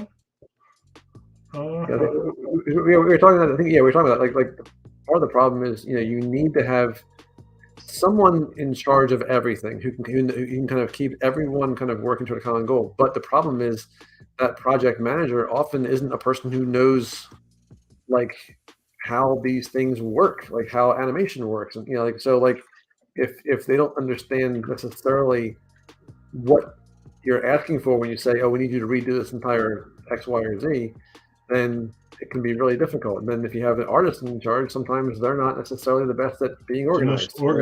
Yeah. So it's kind of a crapshoot. Sometimes you have to kind of like choose your poison, because sometimes it's going to be organized as a result of an artist being in charge. Like that was some of the things I think you heard about Lord and Miller, right? Like the problems people had working on Spider-Verse was just like they would come in and just kind of change things after a lot of work had been done. And again, like for a director, that's probably just part of the deal. But for an animator, that and people who have like in riggers and that kind of thing that change major parts of the production, it's not a matter of just making a tweak. And I'm not sure whether or not that's something some folks know. Like, people will ask you, can you animate a quick little thing for me? No, there's no such thing as animating a quick little thing. Quick animation is not quick. You're like your cousin coming to you and be like, hey, can you animate this 5-minute commercial for my business? You're like, no. Yeah. That's something that, a lot of us probably who people know that you do this kind of stuff. Like I do animation, that kind of stuff. And yeah, you can do a quick, like little 30-second. There's a quick 30 seconds. You mean a year from now? Sure. That's I'll give you $20. Right. I'll give you $20. Yeah, Ben, I swear, like so many times. I was just going to do it to like do tutorials, not because I thought necessarily I had something to add or offer or something, but it just kind of like helped me focus on doing stuff. And if I'm doing it and recording it, like I couldn't really afford to, you know, dawdle.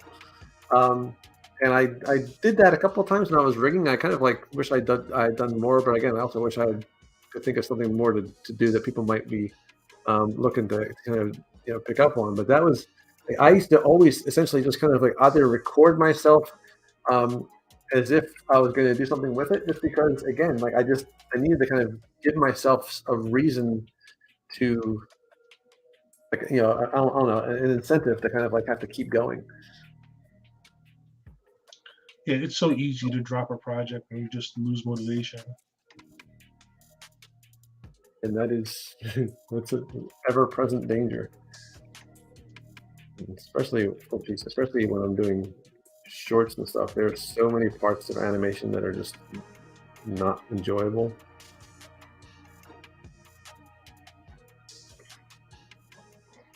An unpopular opinion, again, I might get tanked for this one, but that's why part of me is looking forward to a lot of this stuff being automated, to make it easier to complete stuff on your own or with a smaller team.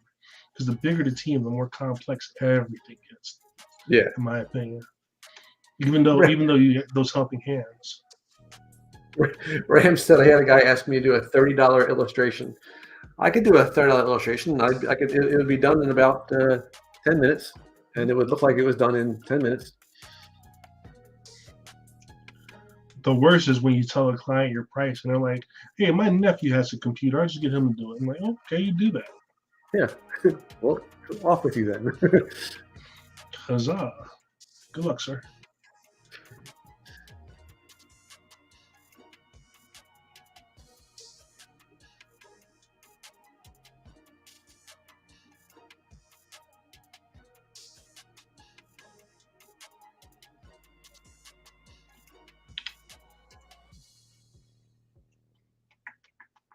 Okay, so things are blocked in, but they're not, they're not looking good. That's okay. All right, so let's go down. Time to subdivide. I'm done yet. It's exciting. Subdividing is like taking the plunge. Like, okay, actually started to do stuff. The AI stuff is scary. I'm not scared because I can't do shit about it, so I'm not scared. I'm scared. Yeah, I mean, again, like I feel like this is. I just feel like it's probably was not much different than like when Phil Tippett saw the computer animated dinosaurs for Jurassic Park. Like, all right, well, there goes one thing that I used to be relied on, but you can kind of still find your way. I mean, again, there's that that thing going around, like a meme, I guess, or something like that, where it says, in order for AI to work, it needs the client needs to know how it needs to know how to explain what they want, so we're safe. Like that is more accurate than anybody realizes. I mean, the thing is, that's the thing. Like, you can AI like generating images, at least right now. Again, things can change, but they're useful starting points, and you might. I mean, they're still going to need someone to put those prompts in, and then adjust them to taste. So, like, it's going to be a question ultimately of whether or not it makes sense to spend the money for someone to do an initial pass that you will then pick apart, or to have that person use AI to generate a thumbnail, which you will then refine. You know why I don't worry? Because you know how many times somebody's told me, "Oh, I can't even draw stick figures." That's why I don't think it matters if AI comes in, because the people who can't even put in the effort to draw more than a stick figure aren't going to be creative enough to come up with a prompt that does something accurately, because people just are too lazy to be creative. And I said it, and I'll stick by it. Oh, Ben, thanks, man. Thanks for sticking around. All right. Have Animal said, I was thinking of recording myself to see why when my work starts to suck. There is that. Like I've seen like when you're working on something and you know like and then you go back and you see a problem and like why am I not fixing that right now? Why haven't I fixed it yet? Why have I keep watching it's like why have I not noticed this problem yet? And it is that's again that's kind of probably part of the process. You can kind of like I also you can also see kind of like basically sometimes where you go right, sometimes where you go wrong. They're both useful.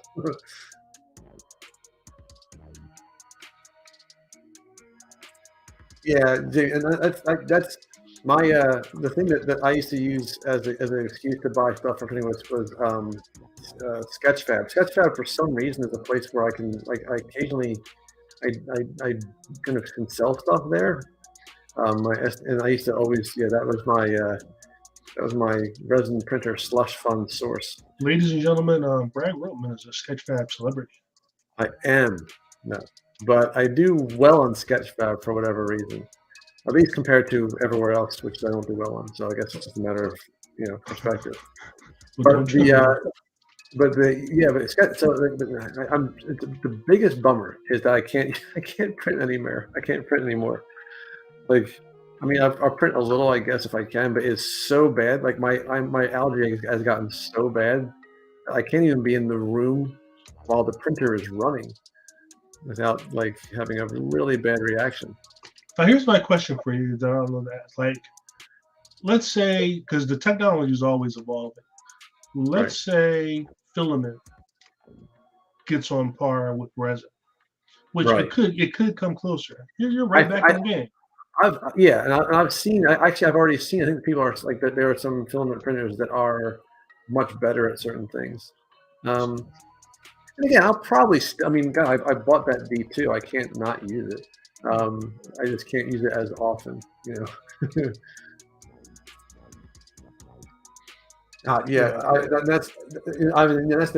one of the biggest problems. At least for me is I think I worked for someone last year and they could not for the life of them explain what they wanted. It was just and then it would be something awesome. Yes, but that like.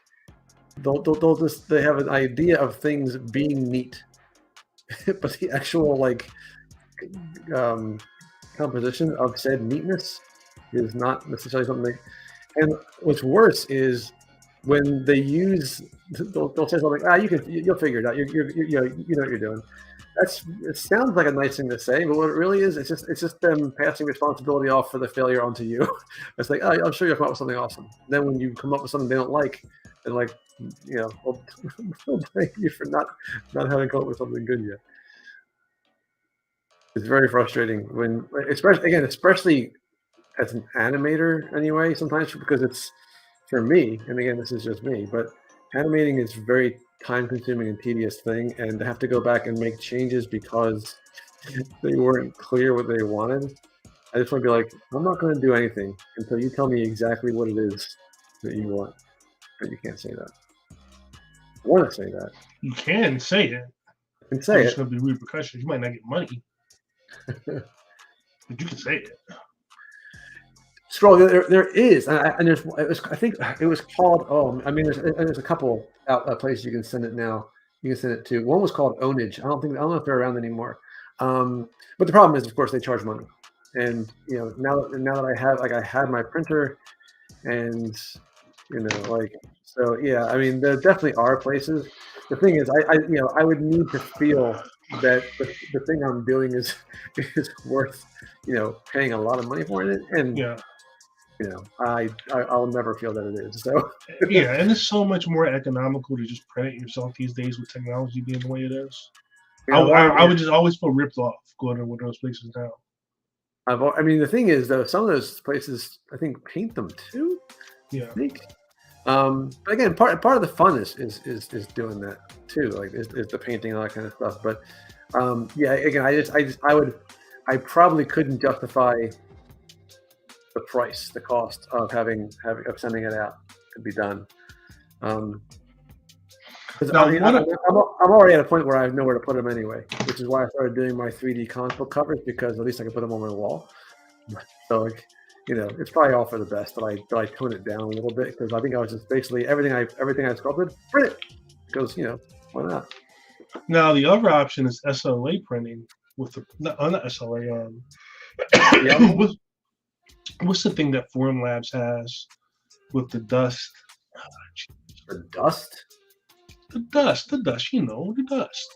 Oh, Folks, I have no idea what's going on here, but I'm curious about the dust. SLS. Because you know what I'm talking about. But this is right now. It's way too pricey. Where you have the powder and it hardens the powder layer by layer. Oh, I did not know about that. Huh. Well, you haven't seen. Well, they're crazy expensive, but that comes down to price. This is more for like industrial grade stuff. I haven't been to Formlab's website in a long time. No, I've really kind of like soured on that. Oh, yeah. See, Jamie recognized that. I've never heard of that powder printing. It's interesting. It is amazing. It's super accurate, but it's still crazy expensive.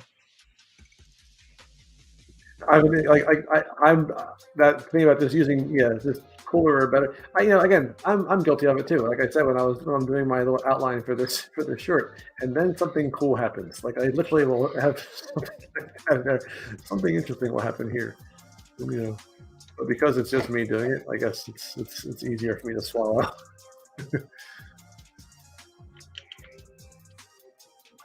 Space for cool shit. Yes.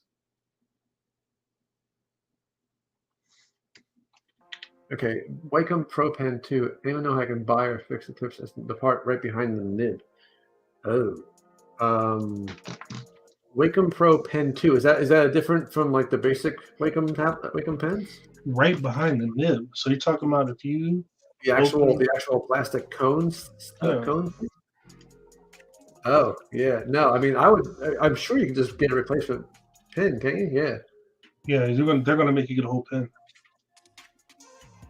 You might be able to get a cheap compatible pen.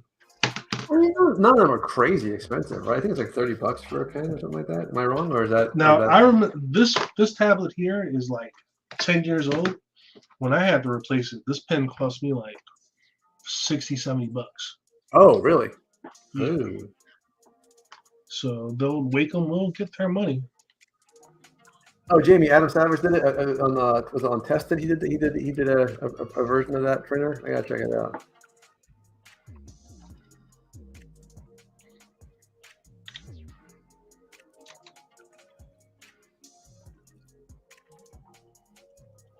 Yeah, how many snakes are you? Do you have are you doing like the exact of the concept? I'm gonna try to get every snake that they have. Yeah. And then if it needs more volume, I'll add more volume. Because she has 1, 2, well, I can't count. 1, 2, 3, 4, 5, 6. Let me start again. 1, 2, 3, 4, 5, 6, 7, 8, 9. 9. There's one down there sneaking out. So I mean, I might do 10 just to nice even number. I think the bamboo pen would work. I've had bamboo pens for my students at school, and then I went up to Wacom, and I don't think the bamboo pens worked on the other ones.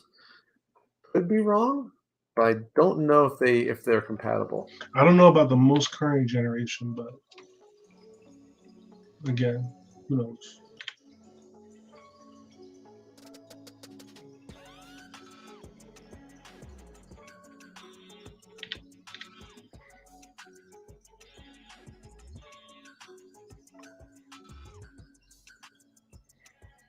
And we have quite a few watchers.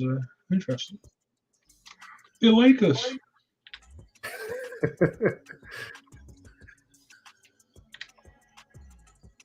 I said it during the hundreds, but like it's just very cool, and I really because I was not gonna lie, man, I was not confident that that folks would be interested, and it's just very very very very cool for sure. I'm gonna spend some time. You fumble around with it. I want to do like a walk cycle or a run cycle with some of these characters. so that we can kind of look at some animation too. Because I want to, like this is because lots of sculpting going on, and that's it's actually never been my specialty. Ain't nothing but space and opportunity, son. Yes. Plus, more people should animate. I think it's fun. And now that anyone can get a quick little rig on their character, you have no excuse.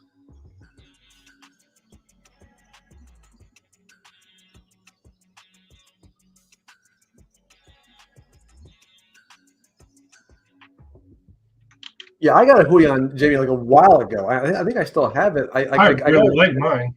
Yeah, I got it as like a backup in case if and when my tablet, my Wacom tablet goes, and I messed around with it, and it's really nice. Like it's crazy inexpensive compared to I have this one. Everything else.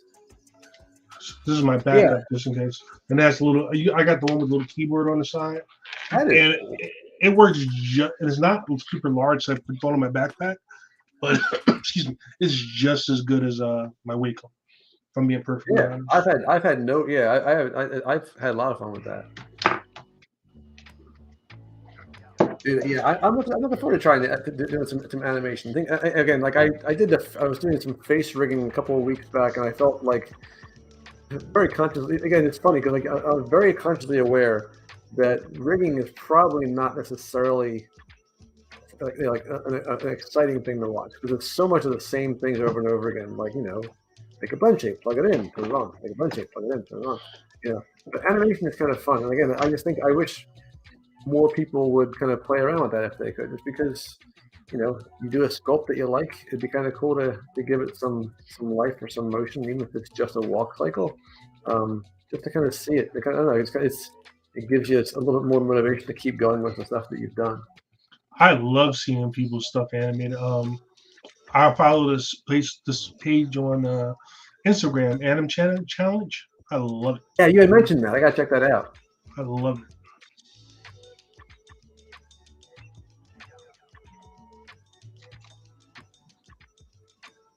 Yeah, I think that like Hannah was talking about like doing streams when like you don't necessarily have a lot of people watching, and I keep kind of like trying to break myself out of that mentality where like it bothers me when I don't get responses, like, and it totally does bother me. Like there's no question it does, but it didn't used to. But like back before I had any kind of social media account, again I would just do stuff and I put it on like Vimeo or whatever, and didn't even go back to check to see if anyone watched it because I didn't really think of it in there.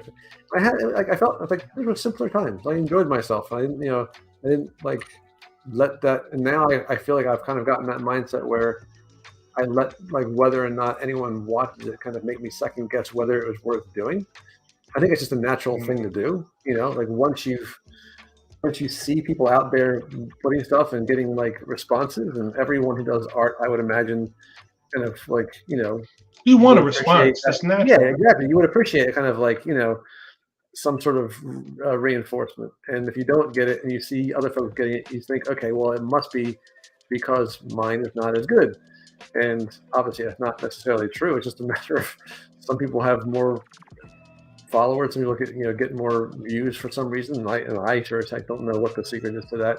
Well, the secret is apparently no Mike and Bradley, because this has been a huge a huge help to kind of like be able to play on here and have people join me in doing this, because that was like I would be toiling away if they weren't kind enough to let me come in here and start messing around. But like it's weird, and it's I don't know, it's a little bit discouraging to kind of like to find myself, and like I said, I'm sure a lot of us in the same boat, to kind of like find myself allowing the response you get to your work to kind of like change the way you approach or appreciate what you're doing. And that's understandable. Like I said, like we all do it, I think, but it's a bummer that it happened, because it kind of shouldn't happen. But again, you can't help it. You want your art, even if you're just even if you're just as a hobby or whatever, you want your art to have a positive response, because it's kind of like the excitement is having, because you know how it feels when you see someone else's art that you think is awesome. It's kind of you want that same feeling. You know what I say? Screw 'em. I say that too, but I don't mean it. Fair enough. I want to mean it. I desperately want to mean it. I don't need you guys. But I honestly think I'm shadow banned on like ArtStation, and I just stopped caring. Again, like I've started to get to that point where I don't mind it. I don't really think twice about it anymore. But but it's like I think it's you know what it is. It's dependent upon how much time I put in. Like if I again like I keep coming back to this for Burger Time, like that one. Not only did I put a lot of time in it, I'm not usually a fan of my own stuff, but I thought that was done well. Thought that was successful in what I was trying to do. Now, again, it's not necessarily something anyone cares about anyway, but like that was something I was very proud of my direction. I thought the directing was good. I thought it was a good horror film feel to it, especially in the beginning. And it was at the time, it was like 3 years ago it came out now, but at the time it was well, no one watched it, but like I don't know. Again, at the time, especially at the time, like who even knew about it?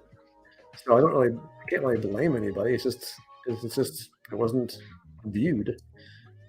But again, it was a bit of a crashing feeling because like you put so much time into, you think, okay, this is going to be good. People are going to like this, and then but in the time since then, again, thanks to Stylus League, folks here have seen it and we're very nice about it, and that makes me feel a lot better. It was just a few. Well, I got you beat. The worst is when you do something and you get no response, and then somebody comes in and does the exact same concept, and they get thousands of views, and you're just as good. Well, that kind of felt that way a little bit with my comic book covers. Yeah. There's someone else did one and did a great job. Like that's like you're just like really it's like like again, it would have been so petty, but part of it's like, oh, that's so cool. I did something very similar a month ago. I did. Again, the person who did put a lot of work into it. It was awesome, and and to be clear, it was not. He's not no hate towards that person. Not at all. And again, they weren't taking it off. They weren't like copying off of me. I think they were probably working on it for a very long time, probably before I even started working on mine. But it's just like, again, that little petty version of me. It's just like, but me? What about? It's like, hey, buddy, your mama. And that's when you have to take a look in the mirror and say, what are you doing, Brad? Come on, man. Come on. It's not like I lost my shot at the big time. I never had a shot at the big time. Yeah, that's Discord is really. I really would like to have kind of like. I like the idea of that kind of feedback thing, like where we kind of like we used to do that thing a little bit on Stylus League where we did the feedback thing. I think it's really easy for it to kind of take up a lot of the 2 hours. I think that's one of the reasons why they probably thought maybe they have to kind of find a way to compartmentalize. And I also felt like a little bit like, who the hell am I to talk about this kind of stuff? But I do like I do think it's true that you see things a lot clearer in other people's work than you do in your own. Like absolutely. when people are doing poses, I am full of I am full of suggestions. When it comes to my own stuff, I know. When it comes to my own stuff, I'm like, I can't think of anything. So like, I don't know what the deal is with that, but like, I think it's absolutely true that like, you get a lot more constructive feedback because someone else is not beholden to whatever blindness you might have about your own stuff, at least in my case. Well, yes, I do feel pose-wise that this is important, folks. I do feel pose-wise that people need to be okay with curving the torso a lot more. I didn't hear that. I know. People pose the arms and the legs, and then the torso just kind of sits there. And folks, that is no way to pose. What are you talking about? I think part of the issue sometimes is, a lot of times you'll pose a character after you've sculpted a lot of the anatomy, and you don't want to like do a whole lot of twisting because anatomy and props that might have already been put in place are like then I'll ruin those things. So let's make them look like they have a bad back. But folks, if you're going to pose a character, if your character's spine is not twisted, take a step back. Look in the mirror. Ask yourself, what am I doing? What am I doing? How dare you? Twist that torso. Twist it. If the torso from the side, not just twisted but bent, if the torso does not have a greater than or less than symbol feeling to it, you might want to take a look at it. When it comes to posing, only because again, a pose for the most part, you're trying to essentially create like a keyframe of something. Not always. Sometimes if it's like a museum pose, go for it. But if you're trying to do something that feels like a keyframe in an action sequence, then it's almost always going to be like almost unrealistically torqued, in my opinion.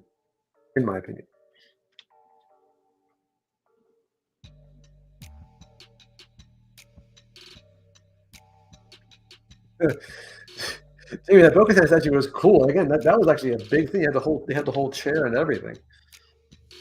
That's Tony, you're working on that one that other project. You're doing a whole scene, which is cool. That's the kind of thing where like the tricky part would be like the render, like to make it big enough to see everything.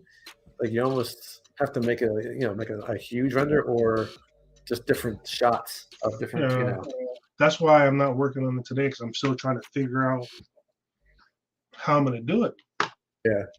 That's why I like stuff like Sketchfab because you can at least make it like interactive. You can kind of like find your way through that,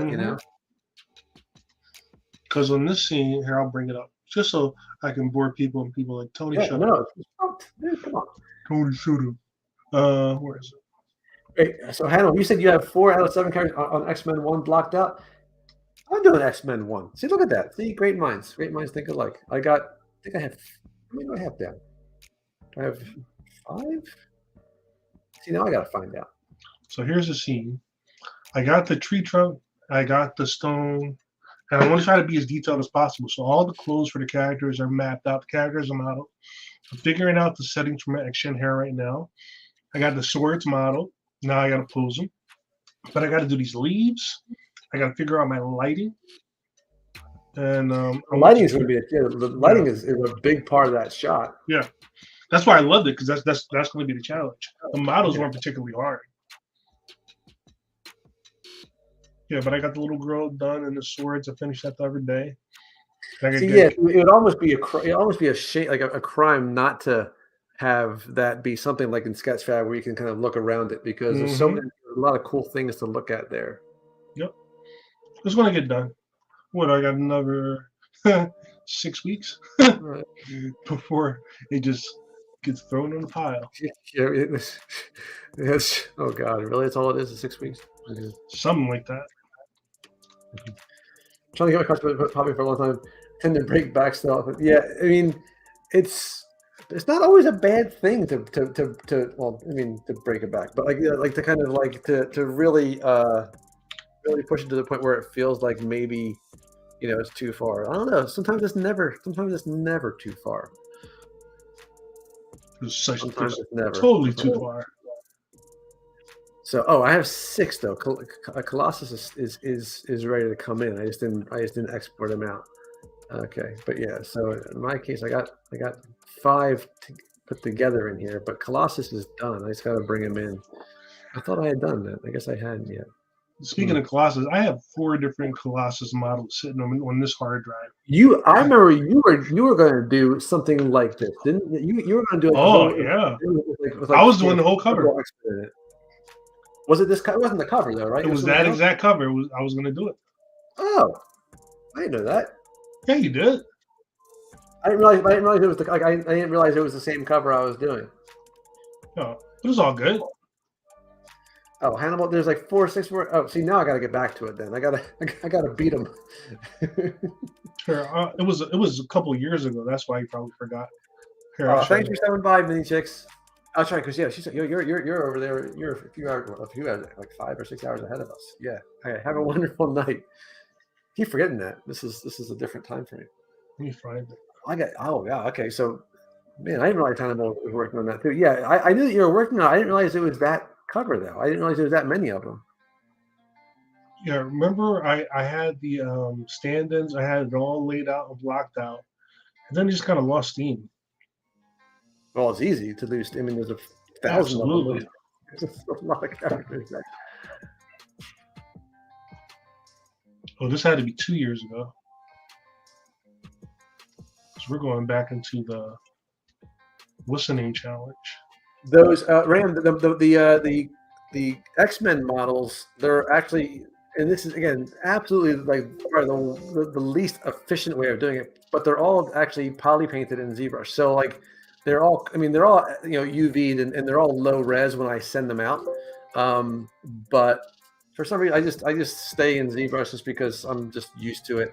But yeah, so for example, here this is the Colossus that I still have to send out into that Maya scene.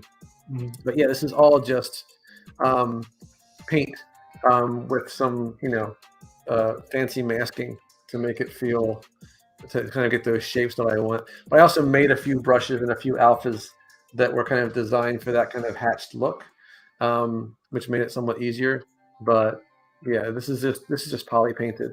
And for the record, again, I would never pose a character like this. This is a boring pose. Like don't ever do this. But this is what the picture has. So no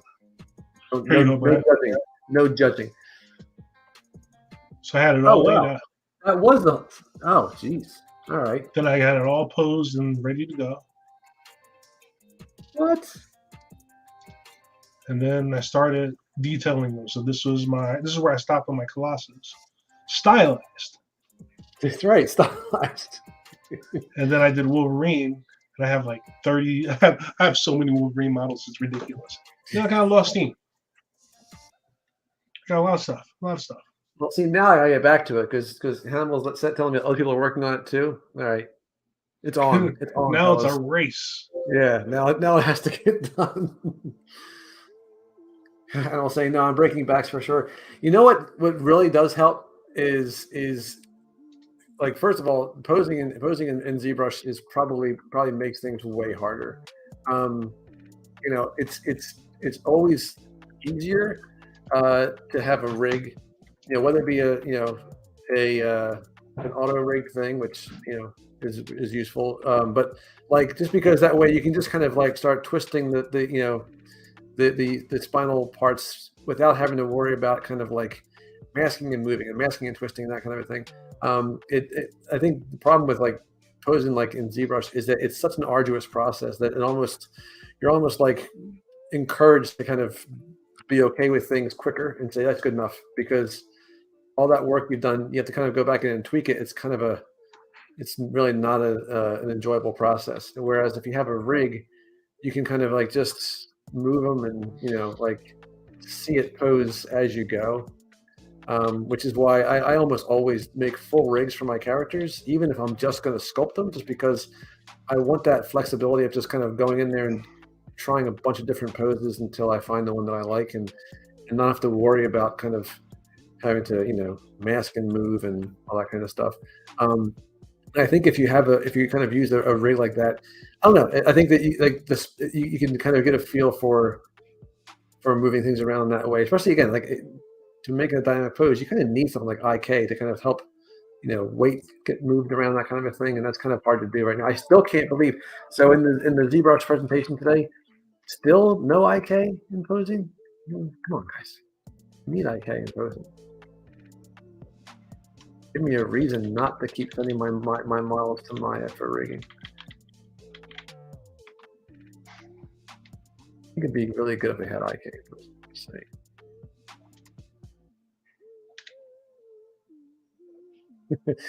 Yeah, see, that's Mike's that Michelangelo. That was I think that was before, like, there was kind of like a moment, I forget when it was, where like I started like making Mike like start really kind of focusing more on the poses as opposed, because that was something that Trans from Scratch doesn't really often make it easy to do. And his Michelangelo, I think eventually I actually made a rig for it. I actually made it move. But that's I mean, it is tricky. It is tricky to do a turtle with a dynamic torso because that shell does tend to complicate things. That's why they're always getting jacked up. That's why I've very rarely done Ninja Turtles. I do a Ninja Turtle every year.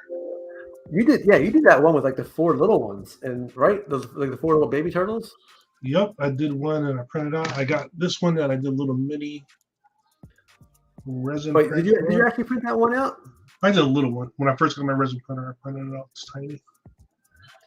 Because I get on Tony and Mike and Bradley as like they have these printers.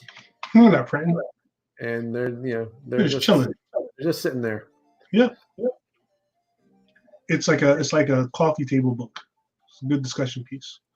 Oh yeah, man, you're right. So because I remember Mike was talking about like the last run, was that something that was out before Mike did that, or did that come out like after Mike had already? Mike talked about it for years. I don't know enough about that. I kind of remember hearing about it because I'm a big comic book guy. I kind of remember hearing about it before Mike mentioned it, but I'm not sure who thought of it first.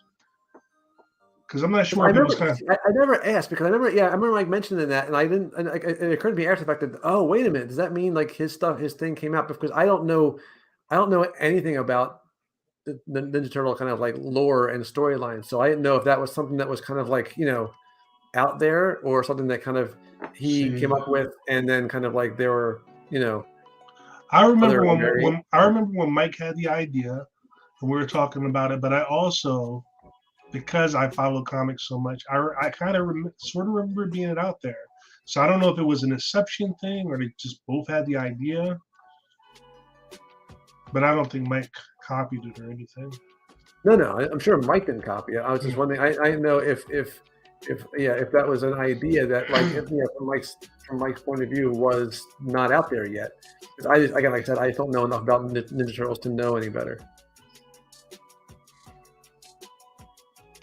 That's another one that he should really print out. Again, he's got so many things. He's got so many things that would make great prints. And I think I have more of his stuff printed out than he does. I have his Venom. I have his Hulk, which you can actually probably see right behind me. Wait, let me. So speaking of PLA, this Hulk here. All PLA. Very large Hulk. Very, very, very large Hulk. It's a child. Yeah, it's pretty much a toddler. But I have that one. I have a Venom. His Venom printed out huge. It's at work. It's literally too big to fit in my car to bring it home. So yeah. This is not. Yeah, so Mike did it first. He said, "Yeah." So that's interesting. I just didn't know. I just didn't know that was even like a thing because I didn't know enough about the lore to have a frame of reference. Like this is not a flex at all. But do you remember back in the day when we were trying to walk Mike through ZBrush and how far he's come? He's a freaking beast.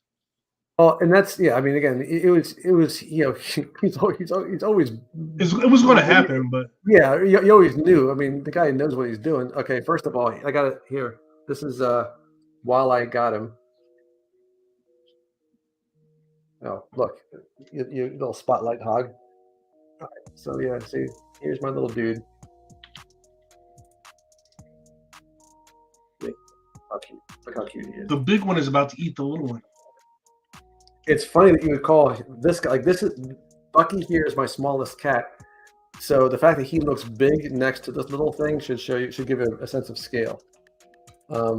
Although Bucky does not hold back. He will, if he does not like does not like the fact that he's competing with this little guy, he will give him a slug like across the head, like right in the skull. Like he doesn't even hold back. He does not approve. Yeah, I was on the self-taught. Yeah, and that's, I mean, I don't know. I got my, went to grad school and got my master's degree in animation. To be honest, I learned nothing new there. Not a single, like, everything I already learned through Gnomon and at the time digital tutors. Like, yeah, I had to go to grad school so I can get my degree so that I could teach in the state. But it's I think for the most part, yeah, anyone who wants to do this, you're always going to be, again, not self-taught, I guess, because you're learning from other folks. But yeah, school, it'll get you some information. But for the most part, I think people who are passionate about this are going to find it ahead of time anyway. School is all about what you actually put into it. Like, you don't, if you're passionate enough, you don't need it, but some people need it and they make the most out of it. Some people don't. Yeah, no, absolutely. Yeah, I mean, again, there's nothing like, if nothing else, it kind of gives you a framework for learning new things. I just, like I tell my students, what you can't do when you're going to school is think that simply following that curriculum is going to be all you need. Nope. It's not going to be even close to being all you need. Also, the other thing is you're not working in a vacuum, so you're feeding off of your peers. So that's invaluable, because when you're just sitting in your room working, sometimes you lose sight of things. Well, that's why working in the Discord is cool. Working in the the Hangouts are cool, just because you get kept honest a little bit. Oh, when I started working at the Hangouts, it changed my whole game. It absolutely did. Yeah, and that again, that's one of the reasons why I started going in there, is just because, like you said, you kind of keeps you focused. It keeps you inspired to keep going, because you can talk to other folks about what they're doing, and they can see what you're doing. Again, it that same feeling of putting your stuff online, essentially. And also, it was like, I'm not letting this Joker be better than me. Are you crazy? That is what, again, like I said before, about how, the reaction you get or lack thereof can be depressing. But what it also does, I mean, it also encourages you to keep going, because you're like, oh, I can't wait to put this online. Even if the result is crickets, the motivator was the idea of doing that anyway. If I get the student price for a year, I almost refuse. Like, I have, because I'm a teacher, I can get I think like a discount on, but I stick with 2022, just because if at some point they stop giving us that discount, then all of my this will always work. Yeah, all of my work would be no longer accessible. So I just stick with 2022 for now, just because at least I know I'll always be able to access that. See, I thought of that. I figured you can always go back and export everything and then remake it and project and all that kind of stuff. It'll be a lot of work. It'll be an awful lot of work, yeah.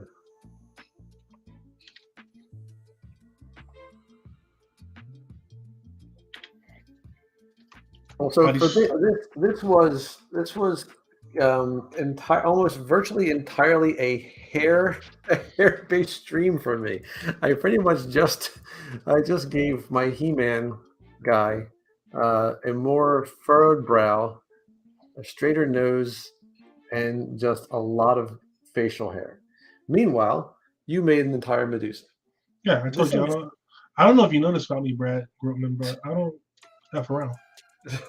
But that was a flex. That was a flex, yeah. Mm-hmm. So what I'm going to be working on probably this week is giving him some stuff. Bracers. Is that what they're called? The things that you wear on your wrists? Bracers? Yep. Good. Bracers. Definitely going to reuse some of the. I think I am going to give him pants instead of the little tufty underwear that He-Man wore. Because what I don't want to do is have him wear like this thing, because this is a nightmare to animate around. So pants it is. Oh, the little tassels. Yeah, like just to make them have to make them move independently when the legs move and so forth. It's not so. Again, so this is me This is he's learning from his brother. Look at this. This is my tablet. Are you seeing this? This is by the way is a small tablet. This is this is the smallest version, and he fits comfortably on there. So I can't win. Like when one guy leaves, the other guy takes his place. It's like it's his I know nobody wants to say it, but that cat's a hater. That kitten's a hater. Doesn't want you to shine, Brad. It's a hater. Well, I think they're all looking at me right now because it's it's past their SUPPER time. So they're all just tapping their watches and That doesn't work, Brad. Your cats can read. They know what that word is, so I can't say that loud. But yeah, so I'm glad that he came up here, so you can see this little nut right there. He had a tough start. We found him at the back of our house. He has this giant bite wound on the back of his head. So whatever it was that orphaned him almost got him too. So we're very lucky that we got this little dude. And he's very lucky he found us because it would not have worked out very well for him if he hadn't. Calling a rap. Groats. The word is out, apparently, that if you need to go somewhere. Well, not for nothing. I think we kicked butt today. I agree. I can't help but agree. Again, and I always want Tony to kind of come on here to kind of, to keep the super friends working together. So, hopefully we can get him back here every time we do this. It's always awesome. Folks, I'm gonna start shutting down because my cats need to be fed. They will eat you. If everyone who came by again, Ram, Hannibal, Jamie, Gus, everyone who's still here. Again, thank you so much for showing up and for hanging out with us. Really, it's just a great time to kind of hang out and just do some sculpting. Hit up that like button. Hit that like button if you could, and you'll not to give too much away, but you might see us again in a couple days, in a different, in another capacity. Maybe. Who knows? That would be awesome. Shane, again, thank you so much for coming by. Guys. So hopefully we'll see you again very, very soon. Is there a chance? See, look at this. I'm at the very end of the thing. I get to see him. Thank you so much for coming by again. Hopefully, you got to see a lot more from Tony. From me, you got to see beards and mustaches for 2 hours straight. If that's not a recipe for fun, I don't know what is. But again, hopefully we'll be seeing you again in a few days. Not a week, but a few days, hopefully. And if not, hopefully you'll come back to see us on the B-side next Wednesday. Thanks, guys. Have a great week. Thanks, Ram. Deuces. You guys.